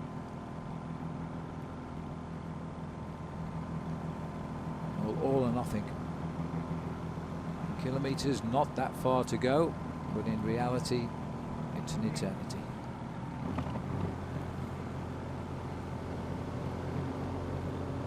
Peloton goes back in the race into the pack here. Looks like Freudinger on the front, setting the pace for Team Giant Shimano.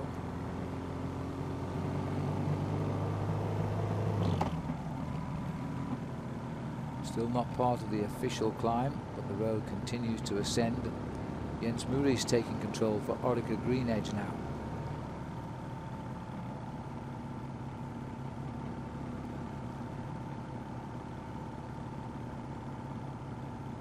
It was a great show of defiance today by Laurent Magel.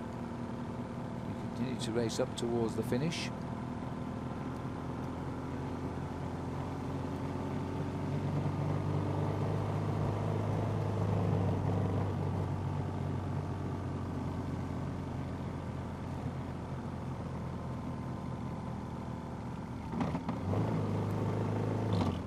Again, the inevitable happening of the peloton just backing off, not wanting to rush at him, because there will be reactions from the field, but the pace being set at the front was having its tail on the back, as riders were now saying enough is enough and just slipping away at 5 kilometres to go. About 15 seconds, a little more perhaps, the gap.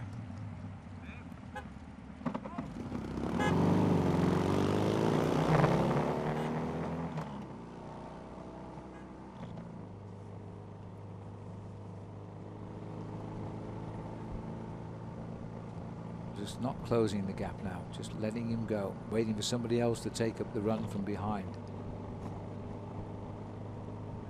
As approaching 4 kilometres to go, Magel might have just been hoping here that they would hesitate just a moment too long.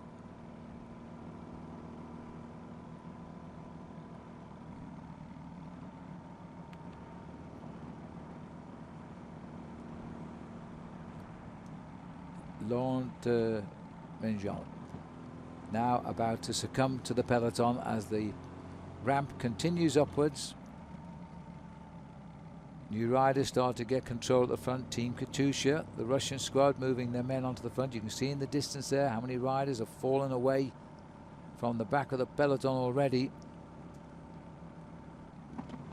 There are still approximately 90 riders after yesterday in with a chance in this race. And just a small bonus at the top of the climb.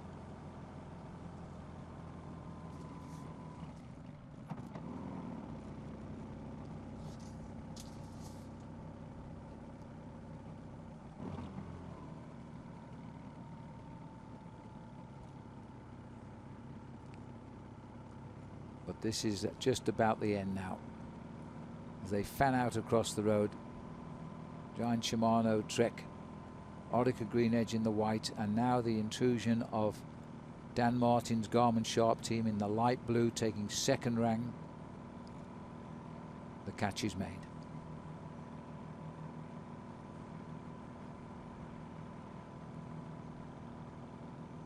Now it's a mixture of strong men, sprinters and climbers, all believing they can take this out on the finish they haven't seen. Hastily arranged about an hour before the start this morning, when the pollution in the air was taken into account and deemed to be unsafe for riders' health, finishing some 36 kilometres short of the finishing line officially today on top of this small climb.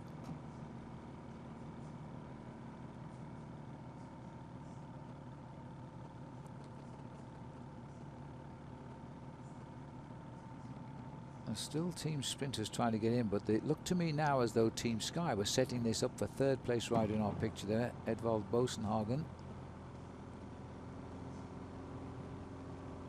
Absolutely typical finish for Bosenhagen.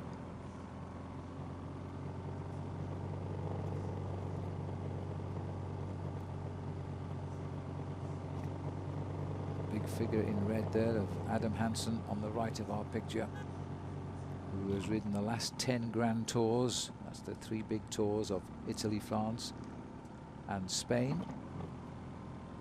Intends to do the same again next year, he said.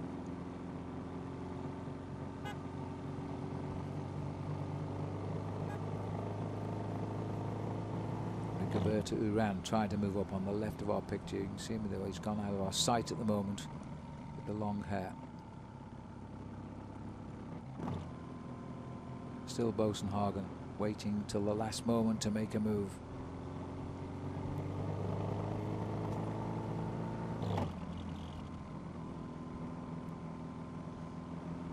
Now is the time to check who was actually going to make the move. Ricardo Zeudel of Austria, the Austrian road race champion, 5th in the line at the front in the white jersey, peeping in and out of our picture. 2 kilometers to go. Meanwhile, at the back now, riders were slipping slowly away from the pack. Then come this late attack, and I think it's even Rovny of Tinkoff Saxo. And this looked as though it might have been a winning move here. And it rather disrupted the chase behind. Now Team Sky had to start to make another move here. And Bosenhagen, already second, will be the next obvious man to hit the front, and there are still 1.5 kilometers to go. Have to contain the Russian on this attack.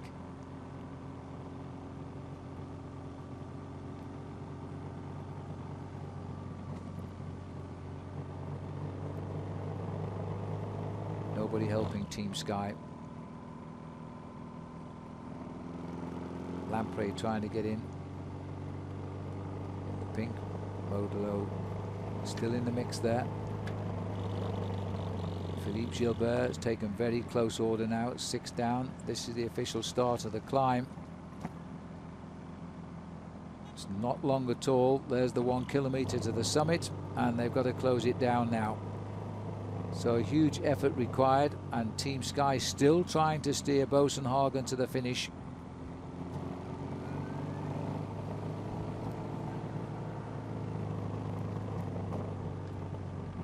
As they catch the rider from Tinkoff Saxo. Ian Boswell here is sort of running out of firepower, and it's too early to put Bosenhagen into the front of the race. Meanwhile, they also thought here that they still had a chance with Caleb Ewan, the youngster who's on the right centre in the white jersey there. Reinhard Jonsson von Rensburg in the black and white stripes trying to get through in the centre of our picture.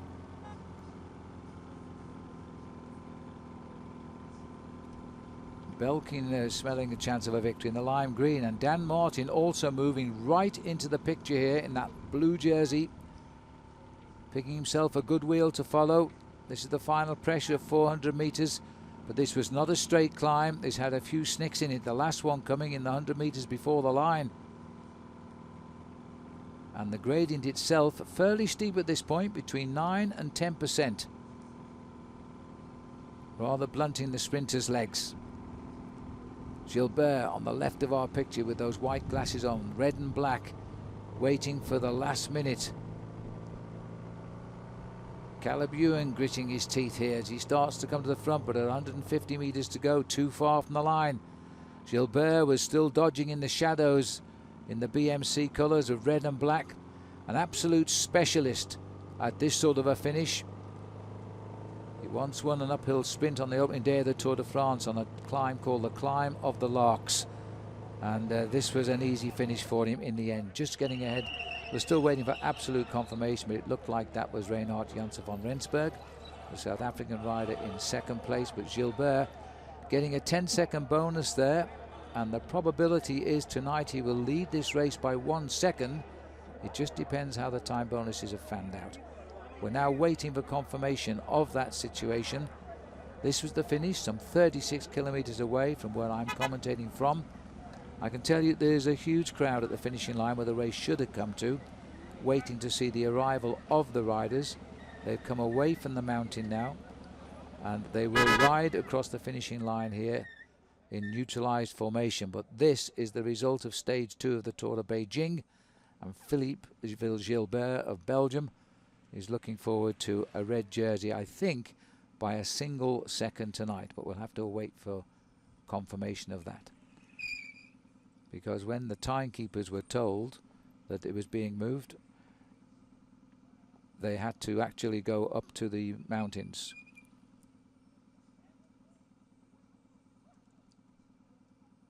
Well, there's the long finishing straight, and I can show you the results so far that we have had transmitted down. Van Rensburg it was in second place. Former world champion of last year, Rui Costa, in third place. Sergei Janetsky, the Katusha rider, having a good season, in fourth. And Dan Martin just missing out on the bonuses there in fifth, but nonetheless staying right up in the mixed, with two pretty mountainous days to come, and then the last day, which is flat, down in the center of Beijing. At the moment, we understand the riders are in formation, and we're waiting to see them come down here, but they are still probably 15 minutes away from coming down here from the mountain. There's the crowd I was telling you about.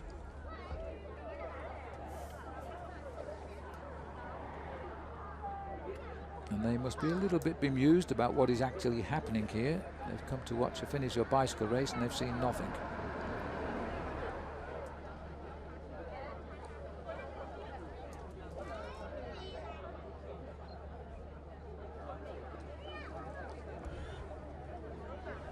So the crowd here, bear with us. We will try and show you the prize presentation. We'll continue our live coverage. We're just looking at downtown Yanqing,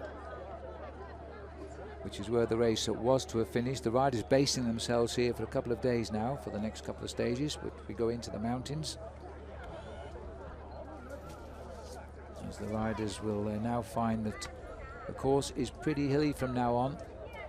And today, well, it is possible that Philippe Gilbert set himself up here with a real chance. Whether he can handle the likes of Dan Martin, he will still feel very confident as we go up to the Chaoyang Temple tomorrow. That's a stage we've used before, and on the way we have no fewer than 7 climbs. So Dan Martin will look to do something, and then what we call the Queen stage of the race, stage number 4, the Miaofeng Mountain finish at Mentogo. And that's the first category climb right up to the line, and that was the great battle a year ago where Dan Martin tried to answer every attack, and in the end one man got the better of him, Benjamin Tausti, and Martin finally lost this race by just 10 seconds. Of course, after yesterday's race, when Tausti lost 18 minutes, Martin is going to feel very happy with his situation overall at this moment in time.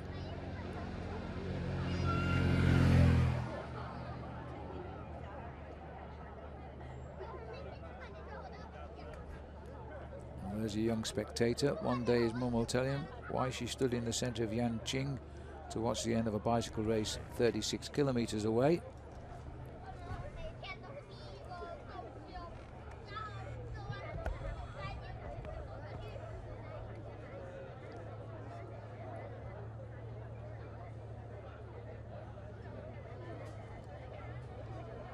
Well, these are the happy crowd. I must say that the Chinese, this has been the biggest crowd these last couple of days we've seen in the 4 years we've run the Tour of Beijing. Sadly, this will be the final Tour of Beijing. The contract has come to an end between the world governing body UCI and Beijing. So the World Tour next year will probably reach its climax somewhere else to be announced, I guess. But this year the race has been a little bit more understood by the Chinese. It's rather sad today that the conditions here with the smog, which is infamous in Beijing and which the Chinese are working very hard to try and eliminate, but at the moment the riders themselves are very concerned about racing in the conditions, and it seems as though the officials and the organisers were in sympathy with them by recommending the termination of the race. Now we've gone out on course here, which shows in fact that the race is coming in under escort, and the riders are in these cars, and then they will ride into the finishing line as a ceremonial finish, and then we'll present the prizes. So there's still some 10 kilometers down the road. Then we'll see them coming from the distance, as this is the approach to the line.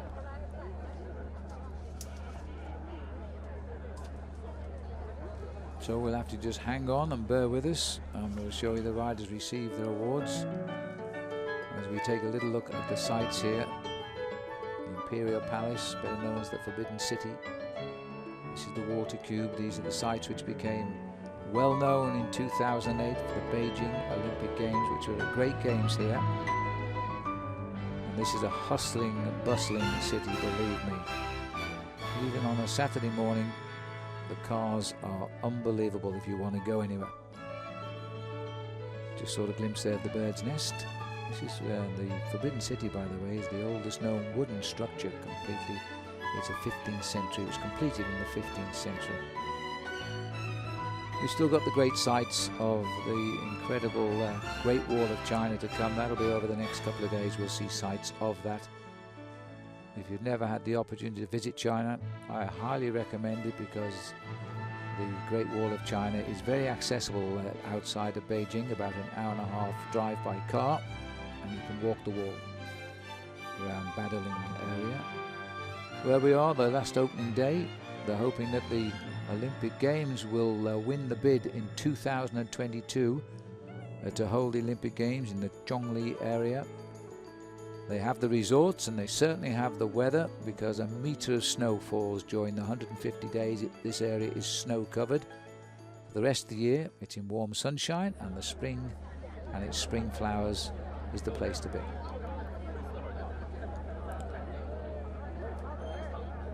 So as I say, I'm not going to talk you all to death, but we are just waiting now for the arrival of the riders. They are currently about 8 kilometers away from the finishing line, having been brought away from the mountain.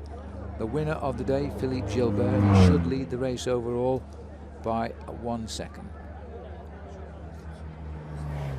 And I'm hearing now that Philippe Gilbert will also lead this race on points.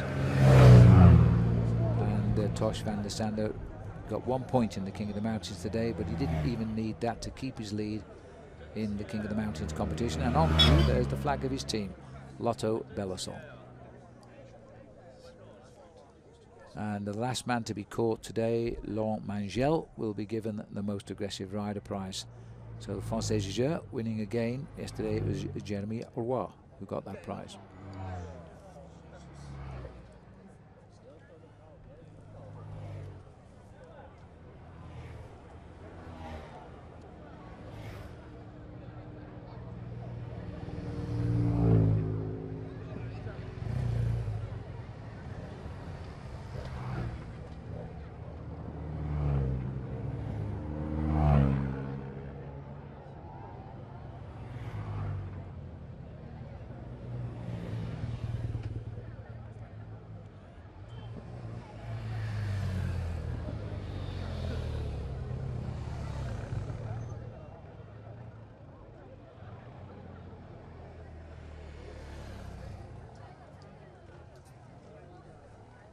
So everybody here determined to see the arrival of the second stage of the Tour of Beijing, also albeit in formation when they finally come down, just for the prize presentation, because all the area is set up for the arrival. The white jersey has been lost today by Caleb Ewan, and in fact it's now Jesus Herrera. It appears that there was a slight split at the head of that peloton, and at the moment every second really does count. So there has been a couple of switches in the lower rankings overall, and we can confirm that by a single second Philippe Gilbert has got the race lead. Now, how important was that 1 second he sprinted for yesterday out on course? A vital second. This race being won, the first edition was won by 17 seconds when Tony Martin, the German at the time world time trial champion, beat David Miller, a Scottish rider on the Garmin team. Well, funny enough, it's not cold here. It's quite a pleasant day in temperature. Darkness is falling because of the smog, which is a sort of, it's only a light mist to be honest at the moment, but everybody seems to be very concerned about it.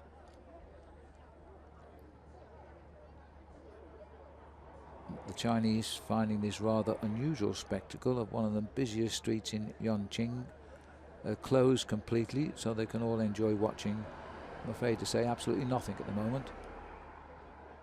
There is the straight. Cars drifting in from out on the course, official cars. And we're waiting for the arrival of the peloton, which had to wait for the riders who were left behind, of course, before they could set off in neutralized formation down towards the finish line. Should imagine I'll get a very sympathetic round of applause from the crowd here in Yanqing.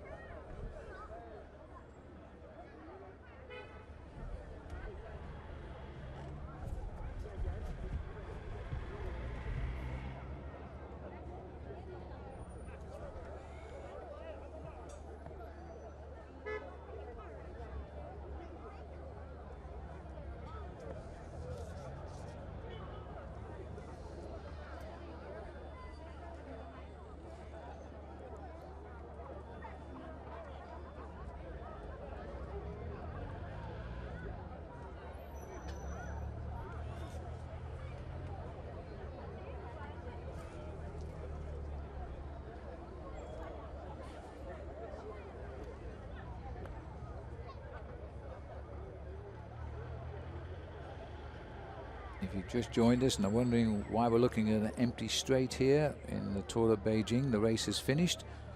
This is the second stage of the race between Chong Li and Yanqing, but the race was curtailed because of atmospheric conditions, and the riders finished 36 kilometers before the finish today on top of a small climb. The stage has been won by Philippe Gilbert of the BMC team, and he now leads the race overall. We'll need the time gap to prove exactly by what, because I'm hearing that the red jersey might have been given a separate time to the winners today. There was a small time gap at the top of the finishing climb, and the riders have since arrived. They've got changed into warmer clothes. They're heading down to the finish here. The last report we had, they were 10 kilometers away. I suspect now they're around about 4 kilometers from coming into the straight.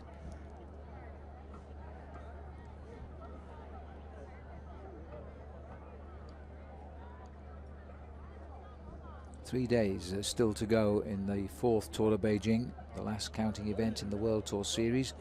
The series, by the way, has been won by Alejandro Valverde for a second time in his career.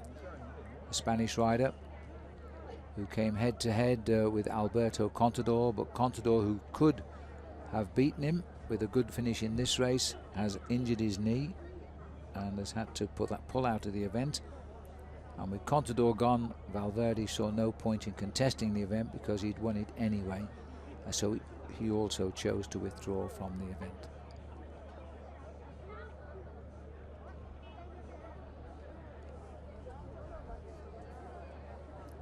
Colin Valverde, the bronze medalist in the recent World Championships in Ponferrada, and that's the third time he's got the bronze medal. He's also had a couple of silver, but he hasn't never won the World Championship itself.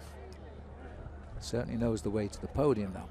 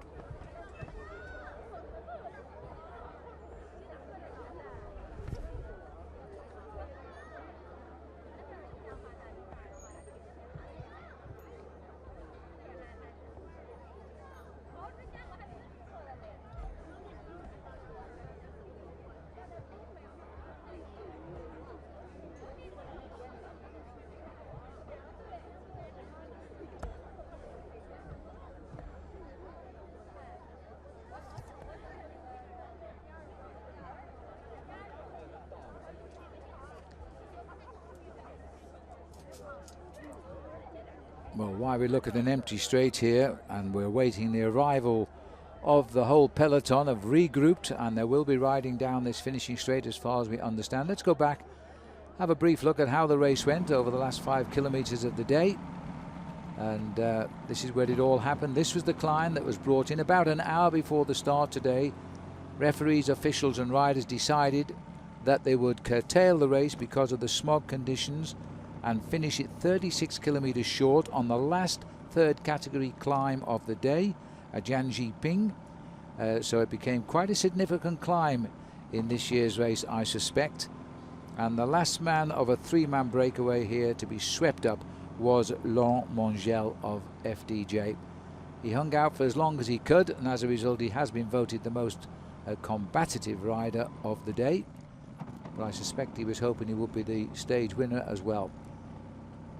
Pressure put on by the peloton, reducing rider by rider, dropping off at the back, as we had a mixture of sprinters and climbers alike now trying to snatch the stage win and the small win bonus as well. 10 seconds for the first rider across the line, 6 and 4.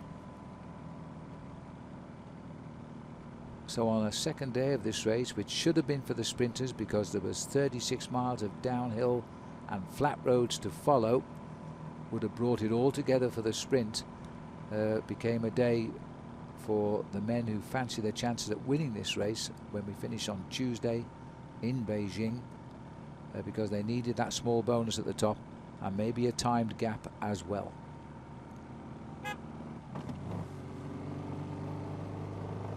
A lot of very serious faces on the front.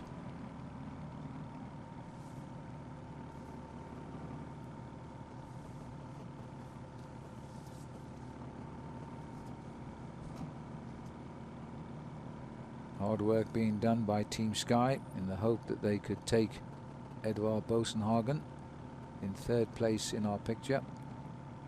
A red flash on his right cuff there, his former champion of Norway. Typical finish that in which he could excel.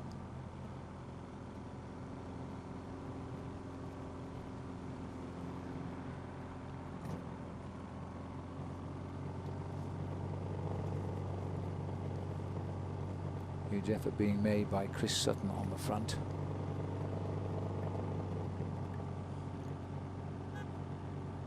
And it was certainly hurting the rear of the race at this point.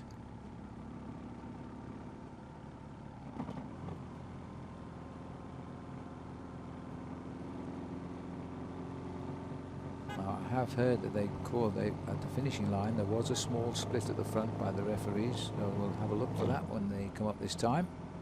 If you're just joining our coverage, well, the race is finished some time ago, and the riders now making the way down to the finishing line for the prize presentation. That was the finishing line that should have been before the race was cut short and reduced from 147 to 111 kilometers.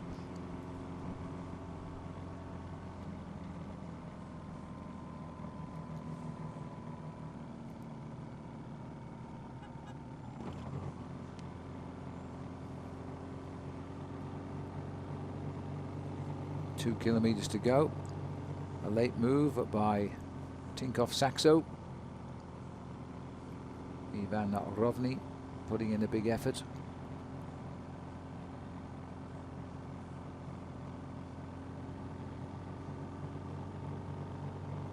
And looked as though Sky was running out of lead out men for Bosenhagen, a long way from the finish.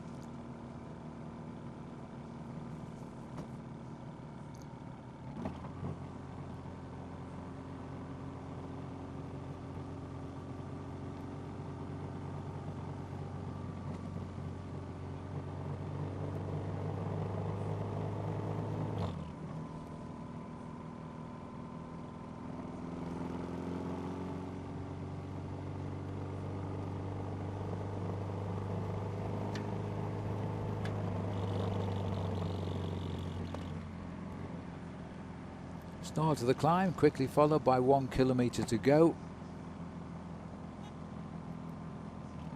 And that really did kick in for the peloton. Now was a serious effort being made by Sky. Bosenhagen, though, was in no way could he start to move to the front with some 900 meters still to go to the finish uphill. He needed more help.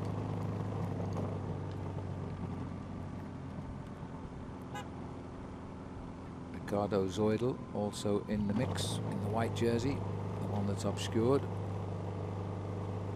And no sign of the race leader, Luka Mecic.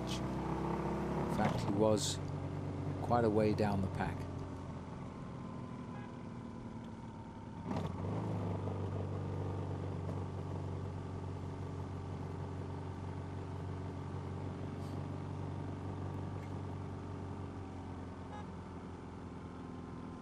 Zoidl looking over his shoulder to see if there was anybody coming through. In the centre there was Reinhard Janse van Rensburg in the black and white. South African rider, very good result for him as it turns out in a few minutes time, a few moments time, 400 meters to go.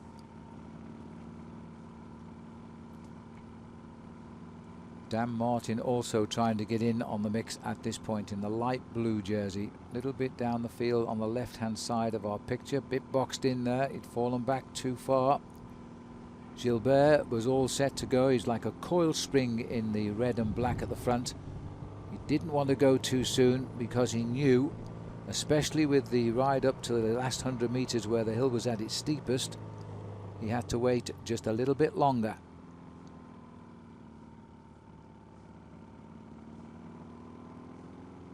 And then just outside 100 meters to go, a move by Janse van Rensburg. And for a moment it looked as though the South African was going to pull off the best victory of his career, but on the inside of the bend he had the advantage, but in fact Gilbert was just a little bit too strong. Now there probably is, looking at the gaps between the wheels, there's a gap. And I think that will place Luka Mecic on a different time to the race, and I think he actually will be out of the top three, but we'll have to wait for the confirmation of that. But there was definitely a timed gap there in that finishing sprint, and I think maybe Caleb Ewan in the end was also in that split at the wrong end of it, because we're hearing that the new best young rider now is in fact Jesus Herrada from Spain, who is on the Movistar team. This is the shots just after the finish. Gilbert getting ready to make his journey down to Yanqing and for the prize presentation. A little bit of a bizarre day and a little bit confusing for the people of China here in Yanqing, because they must be asking the question. I've not heard a public address announcement tell them that the race isn't finishing here, but then as it would be in Chinese, I suspect I wouldn't know anyway. But as they come down towards the line, we're waiting for the arrival of them now. Back to live pictures.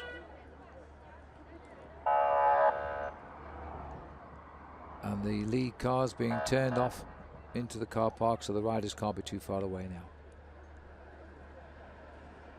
And then we'll quickly have them on the presentation dais.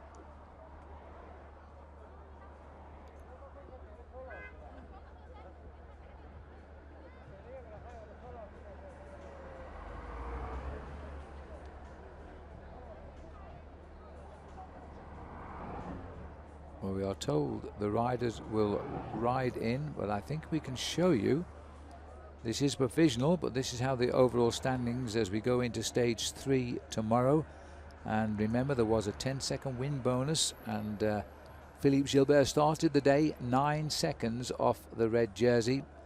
It does appear the referees have split.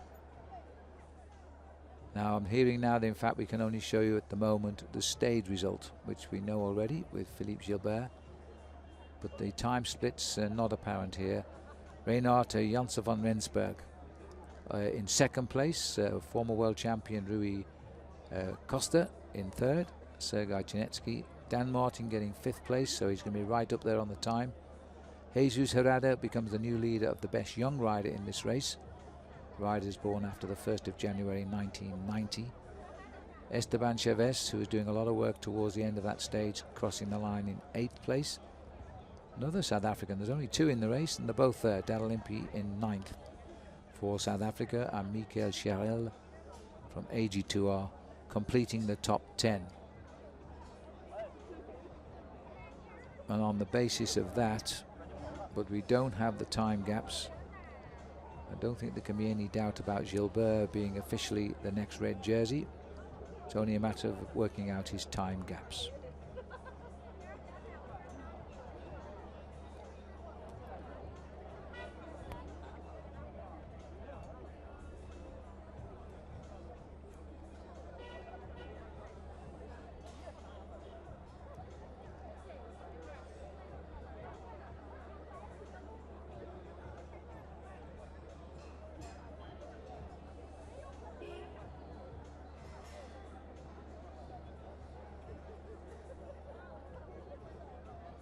Well, we're still waiting. You can see in the distance where those lights are changing. This would have been a sprinter's delight, wouldn't it? It's a dead straight kilometre to the finishing line here in Yanqing. But today instead it became a crucial part of the race by finishing on the hill some 36.5 kilometres out of town. Now the riders are under police escort, and by the time they come into town they should be on the bikes, just riding under the finish line and then going straight, those that have won the prizes today and want the jerseys, straight to the presentation podium.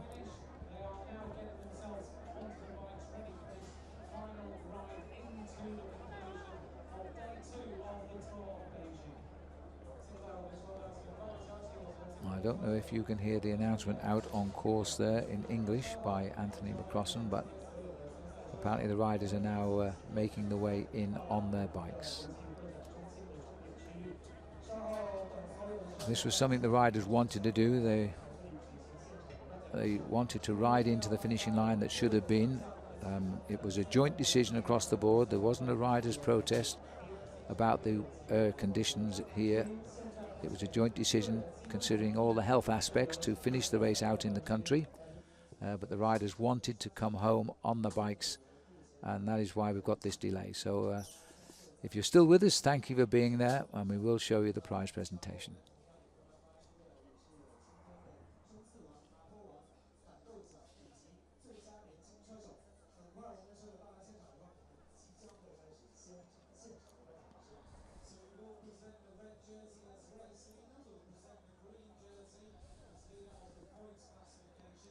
Pretty sure that Philippe Gilbert is leading this race both on points because he won the stage and on red on time as well. So the two most important jerseys in the race he's going to have on his shoulders tomorrow. Of course, as under the regulations, the secondary jersey, which is the green points jersey, is worn by the second place rider in that competition, because Gilbert has to wear the yellow jersey.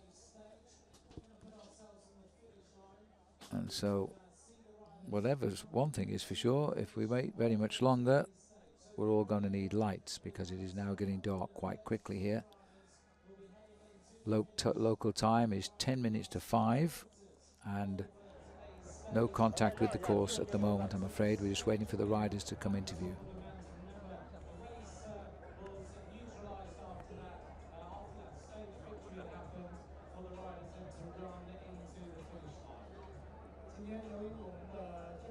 Well, everybody hoping that tomorrow it'll be back to normal as we race into the hills for the next 2 days. There's 7 categorized climbs tomorrow before a flat finish, and also we've got a mountain finish the day after. The race will be decided in the 2 days to come now for sure, because the last day we race from Tiananmen Square into Bird's Nest, so it's a flat road bringing us to the Bird's Nest. Then we race around on a circuit there, so it's totally flat. Day for the sprinters. Mechik won it last year, started off with a win again yesterday.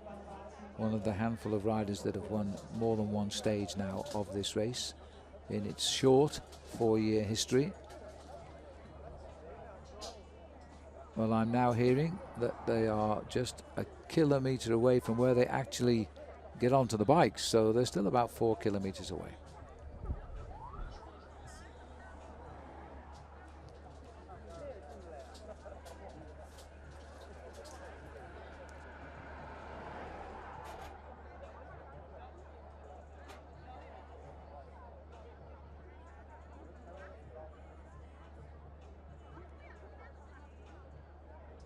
Now, as far as we know, we've still got about a total of 4 kilometres to go. They are riding the last 3 kilometres. And I am afraid to tell you that we will lose our satellite coverage. I'm hearing as we speak that the satellite was to have closed down at 5 o'clock local time. We've managed to persuade the bird in the sky to stay up so we can show you this presentation. Has been a logistical nightmare for everybody concerned with the race because of the shortening with only an hour's notice before the start today of the riders finishing 36.5 kilometres short of the finish. As we see now the SRAM neutral service cars coming in. All those bikes assembled in Shanghai before they came up here to Beijing by the American company.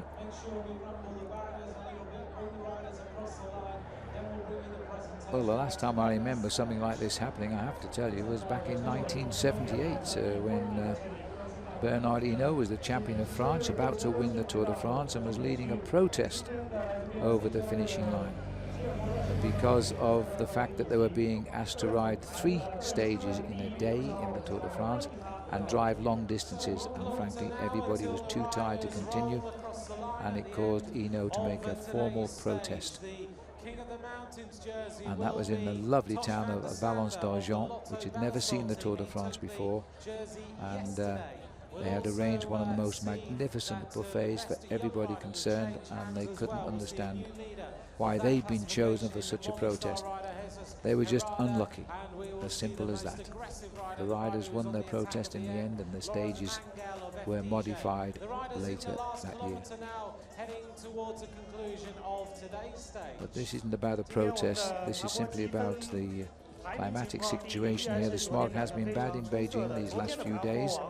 Forecast is it will blow away from tonight, so hopefully it will give us a trouble-free last 3 days of this race.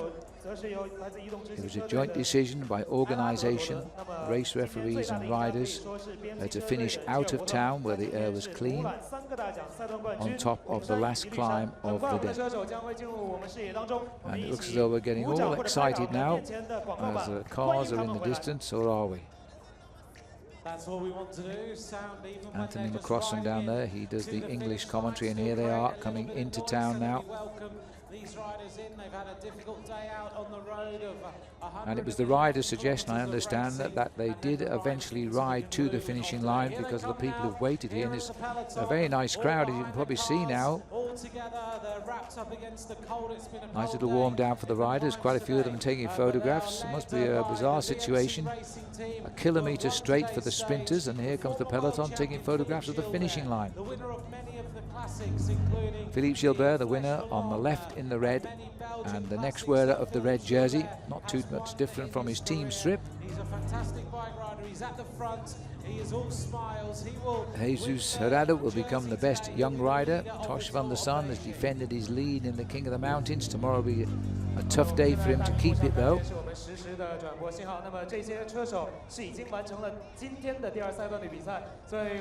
And the green jersey also owned by the man having fun at the front, looking very relaxed now. It's been a good day out for him. Once that race was shortened with a hilltop finish, it swung right in the favour of Philippe Gilbert.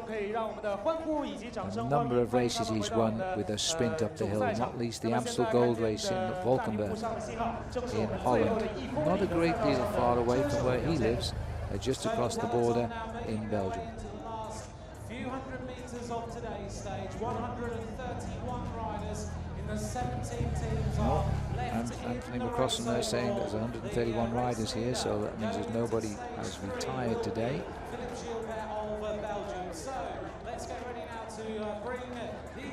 Now, what are they going to allow Gilbert the privilege of crossing the line first, as he won today? He's the rider in the centre red. I think they are, as winner of the stage. They're going to keep it the same at the finishing line where it should have been here in Yanqing. Very sorry for the people. There wasn't a lot of choice in the matter. We've been here before with the Tour of Beijing, and there we are as Philippe Gilbert gets the sprint. I wonder if that counts for a second win.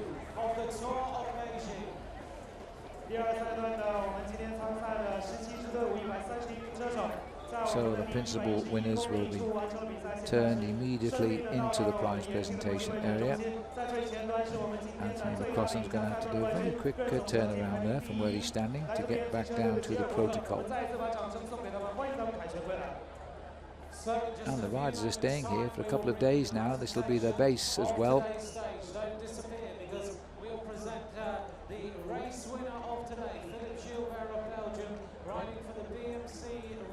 So most aggressive rider of the day, that'll be Laurent Mongel, the French rider. So they'll be looking for him now. Gilbert, Jesus Herrada, the best young rider. Tosh van der Sond, the leader of the King of the Mountains. And Gilbert now looking exactly where to go.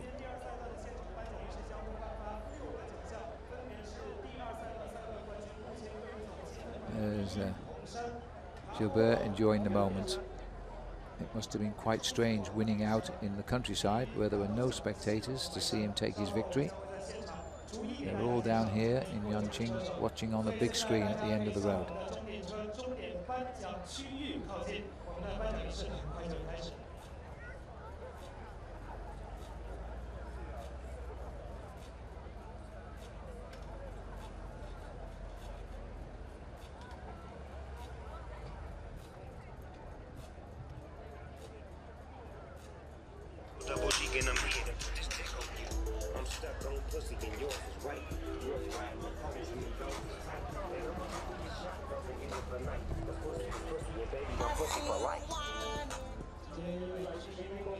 And the winners finally located the protocoler.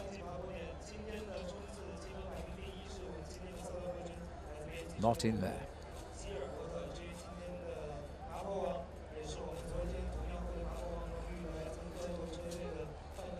A lot of French shrugging and pouting here. Not too sure where to go now. Being joined by Tosh van der Sande. Protocol manager here, nearest camera, is Ken Fons. He's from the UK, but he lives in France, so he'll be happily chatting to them in French, no doubt. Gilbert speaks French as a native tongue, as well as Flemish, which is unusual for a Walloon. Now this is the official result here. And, well, the 10 riders in our picture, all given the same time across the line. Gilbert, Janssen van Rensburg, and Costa, Janetsky, Martin. Lost no time. The time bonuses for the first three. 10.64 off the time for the first three to cross the line. So Van Rensburg will also be up in the frame there in the overall situation, which we'll get to you as soon as we come to us. And here it is. Gilbert now 5 seconds to the good in the red jersey tomorrow over Reinhard Janssen van Rensburg, who changes teams next year and goes to MTN Quebec. The former world champion who finished 4th last year is now 3rd, Rui Costa. Jesus Herrada will be the new best young rider in the race. He sits now in 4th place. Ahead of Peter Seri, Michael Cherel, Sergei Janeski. Rigoberto Urán is 8th and Warren Barguil is in 9th position now. And so I think we can now join Philippe Gilbert. Let's hear what he's got to say. And to the finish, 176 kilometres, a long, long day tomorrow at the end of the stage. 176 kilometres, the longest stage of... Philippe, an interesting day to say the least. Yeah, it was a very strange day because this morning it was raining, then it was a lot of pollution in the air. And we spoke together with the organization, the UCI, and everyone agreed that we should cancel the last 30K. And I think it was like a good decision. And of course, the final was good for me because an upper finish is a bit better than flat. But I think it's a circumstance. I didn't choose it. I was just lucky to have a finish like this and to finish a job. So I'm pretty happy today. It's a little bit ironic because we arrive in Yanqing and the conditions look a lot better than we thought that they were earlier this morning. Yeah, but this you never know. I mean, it's always good to take a decision like this before, organize everything. And for me, it's the first time I see that we take a decision together with like the different part of cycling, and this means a lot because a lot of times in the past the riders were not, they didn't listen to us, and today we did a big step in our sport, I think. And the ceremonial finish in the end, so you won not only the stage but the ceremonial finish as well, which was good.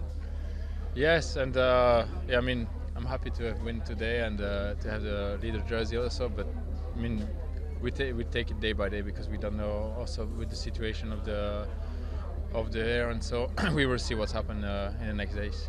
On this stage last year, Buhani won, which was a bit of a surprise. So it's a stage that will suit you. So the chances of staying in the lead after tomorrow look quite good as well. Yes, I mean we have a good team, some good guys there, and we're gonna try to control this and then we see. But again, we take it day by day. Well, congratulations on the win today.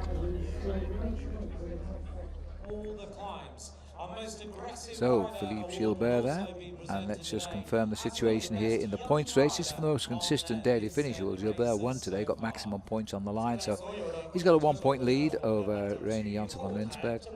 And the erstwhile leader, Mechek, now down into 3rd place, Calaburan into 4th in this competition. Tyler Farrer, who wore the green jersey today because he was 2nd, is now 6th. And the top 10 completed by Nicolas Mees of Belgium with 11 points there. So it'll be tomorrow we'll see Janssen van Rensburg wearing that green jersey. In the King of the Mountains, he's still got a nice lead going into a hilly day of 7 climbs tomorrow. Tosh van der Sande, 19, plays Jeremy Waugh. He won't worry about the whereabouts of Waugh and Kern. He would be concerned maybe of Gilbert. And looking down there, Rui Costa could be a challenge. He's got to make up 17 points. But for the moment, Tosh van der Sande standing in a very, very good position in the King of the Mountains. Best Young Rider competition. Well, let's have a look at that, because we should now see Jesus Herrada is the new leader in this competition. So this is for the highest placed young rider in the race, born after January the 1st, 1990. So Sergei Chernetsky, who was well placed today, is now 2nd, and Warren Barguil having a good end to his season. The Frenchman up in 3rd place in that competition, and the other youngster from Great Britain, Simon Yates, who actually races for the Australian Orica Green Edge team, is in 4th.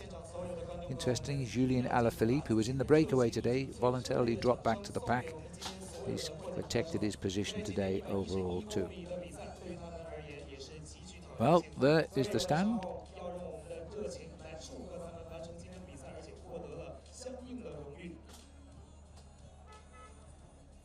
Tosh remaining in the lead of the King of the Mountain, but tomorrow the hills really start to come up. Yeah, I think to get this jersey I have to be tomorrow in the break, so it's going to be hard, but I'm going to try my best. Well, you worked into the break well on the first day where you got all your points, so you know you can do it. I'm not sure if the peloton will let you go in the break though. Yeah, I'm not so far behind on the GC, so yeah, we will see. I said I will try my best and go for it. And what did you make of today's stage? Just the 1 KOM, but quite easy. It was quite easy, and got 1 point at extra, so it was okay. And then the last game was really explosive, so it was hard. Okay. Thank you. David Colbert there, just picking out Tosh van der Sande, who's yes, he hasn't lost any time yet. He did well yesterday when he got his points after a long breakaway. He stayed with the peloton that mattered, so he didn't lose much time. So he will be a marked man if he does try to attack tomorrow to try and snatch the early points. So we'll see. He said he'd give it his best go. Well, I'm sure he will. As it looks now, we're now getting ready for the presentation. We might be able to hear Anthony McCrossan, who will take us through it.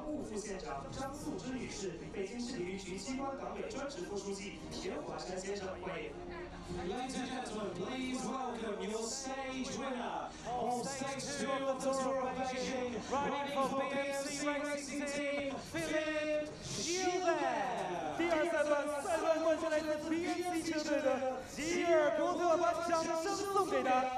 So the man that's won the day, Philippe Gilbert.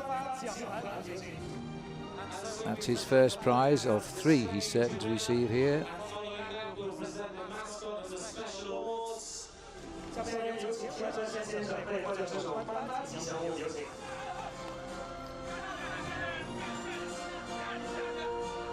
And I'll just ask Philippe to stand on the top step there. Ladies and gentlemen, the winner of stage 2 of the Tour of Beijing from BMC Racing Team, Philippe Gilbert. 掌声祝贺来自 BMC 车队的吉尔伯特。So our stage winner is Philippe Gilbert from Belgium. We're moving on now to the presentation of the red jersey, signifying the leader of the race. 接下来要颁发的是个人总成绩第1名，那么获奖车手将会被颁发红衫。 And to present the red jersey and the special gifts, we welcome to the stage Mr. Chao Jingguang, Deputy Secretary of Beijing Photon Motor, and Alan Ruff, Director of GCP. 欢迎颁奖嘉宾福田汽车党委副书记赵景光先生以及全球自行车运动促进中心主任阿兰罗菲先生，欢迎。On the right-hand side there, the organiser of the Tour of Beijing from the UCI standpoint. Of the Tour of Beijing after 2 stages from BMC Racing Team, Philippe Gilbert. And out he comes again, but this time for the leader's red jersey. Taking it day by day, see what comes tomorrow with the climbs. And let's hope that the weather doesn't affect the stage tomorrow. We now present the red jersey. Beautiful day of racing if the weather stays clear. Presents the red jersey to Philippe Gilbert after that sprint at the top of the mountain. He is the new red jersey leader of this race. 下面再次有请阿兰罗菲先生为获奖车手颁发吉祥物以及特色奖品。 Please show your appreciation now for the new leader of the Tour of Beijing from BMC Racing Team, Philippe Gilbert. 再次祝贺红衫获得者，来自 BMC 车队的吉尔伯特。 That's the first red jersey for Thank you Gilbert. to Philippe, thank you to Mr. Go together with his green jerseys, his yellow jerseys and King of the Mountains jerseys he's won in past Tour de France. Jersey, which signifies the leader of this race in the points classification. 接下来要颁发的是冲刺王的荣誉，冲刺王代表着的是今天的冲刺积分排名第1名，将会获得绿衫荣耀。 To present the awards, we welcome to the stage Mr. Ma Yu Chang, Director of Yanqing Sports Bureau, and Mr. Chen Cheng Shuao, General Manager of Zhao Yu Equipment Company. 下面欢迎颁奖嘉宾，北京市延庆县体育局局长马玉泉先生，九裕交通器材昆山有限公司总经理陈成孝先生，欢迎。 And the new leader of the points classification, wearing the green jersey, you've seen him before. He is from the BMC Racing Team, Philippe Gilbert. For the third time, he also takes the lead now in the green jersey competition, although this jersey tomorrow will be worn by the South African reigning Janse van Rensburg. So Philippe Gilbert being presented with the green jersey, signifying the leader of the race on points. 下面有请陈成孝先生为获奖车手颁发特色奖品以及吉祥物。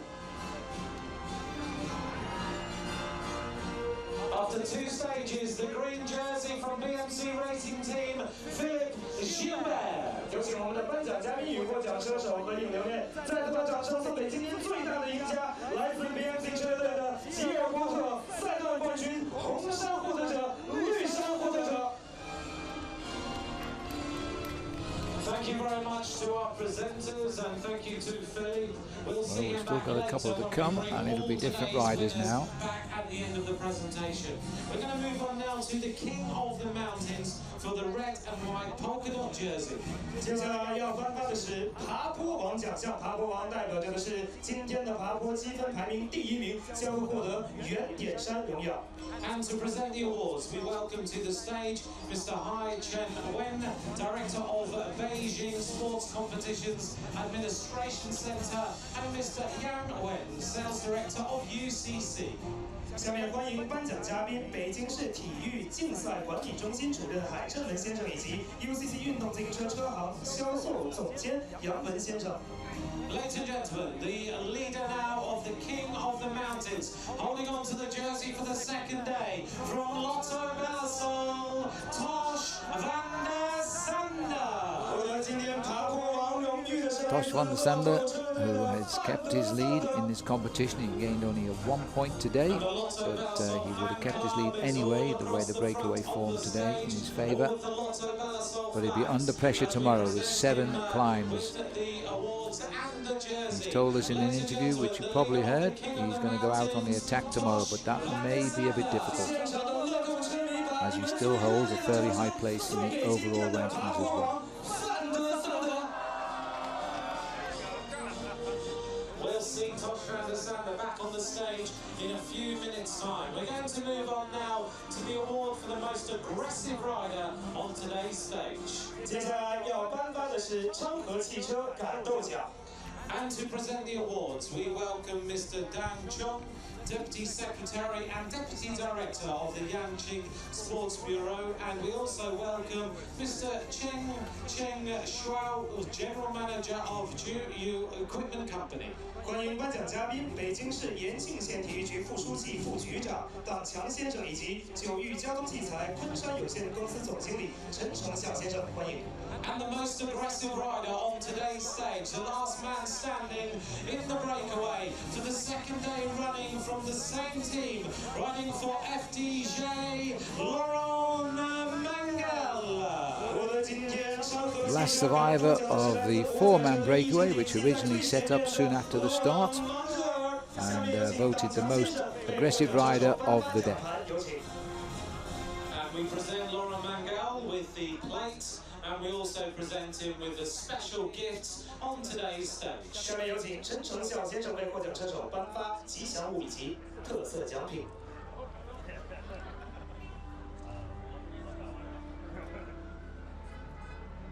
Laurent Mangel is the most aggressive rider on stage 2 of the Tour of Beijing. Show your appreciation for the rider from FDJ, Laurent Mangel. 昌河汽车感动奖获奖车手郭载真。 2 days and 2 men from the same team having won the most aggressive rider prize yesterday. It was Jeremy. Thank you to our presenters.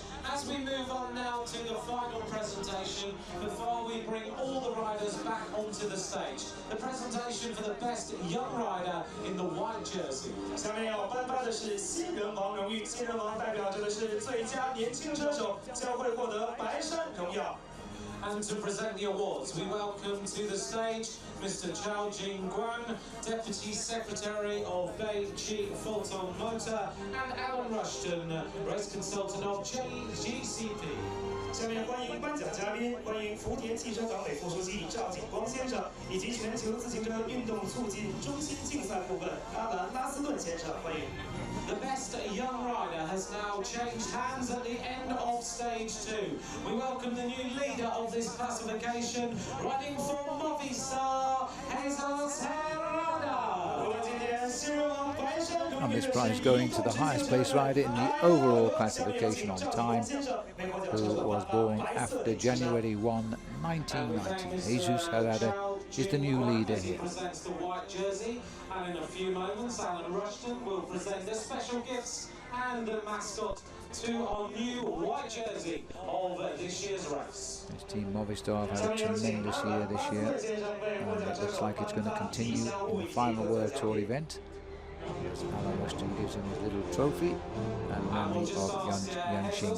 We're actually here for the start for the next 2 days of hills around here, starting tomorrow with a ride of 176 kilometers. It's the longest stage of the event tomorrow, going from Yanqing and racing to the Chaoyang Temple, which is an 800-year-old temple, and if you want to visit it when the race finishes tomorrow, there's 188 steps up to the temple doorway from the finishing line tomorrow. We're about to bring back all the riders who have won the awards, but to present the champagne, we welcome back to the stage Mr. Chao Jingguan, the Deputy Secretary of Beijing Photon Motor, and Alan Rumpf, the Director of Global Cycling Promotion. 接下来我们有请今天第2赛段所有的获奖车手上台开香槟庆祝。首先欢迎颁发香槟的嘉宾，福田汽车党委副书记赵景光先生以及全球自行车运动促进中心主任阿兰罗飞先生。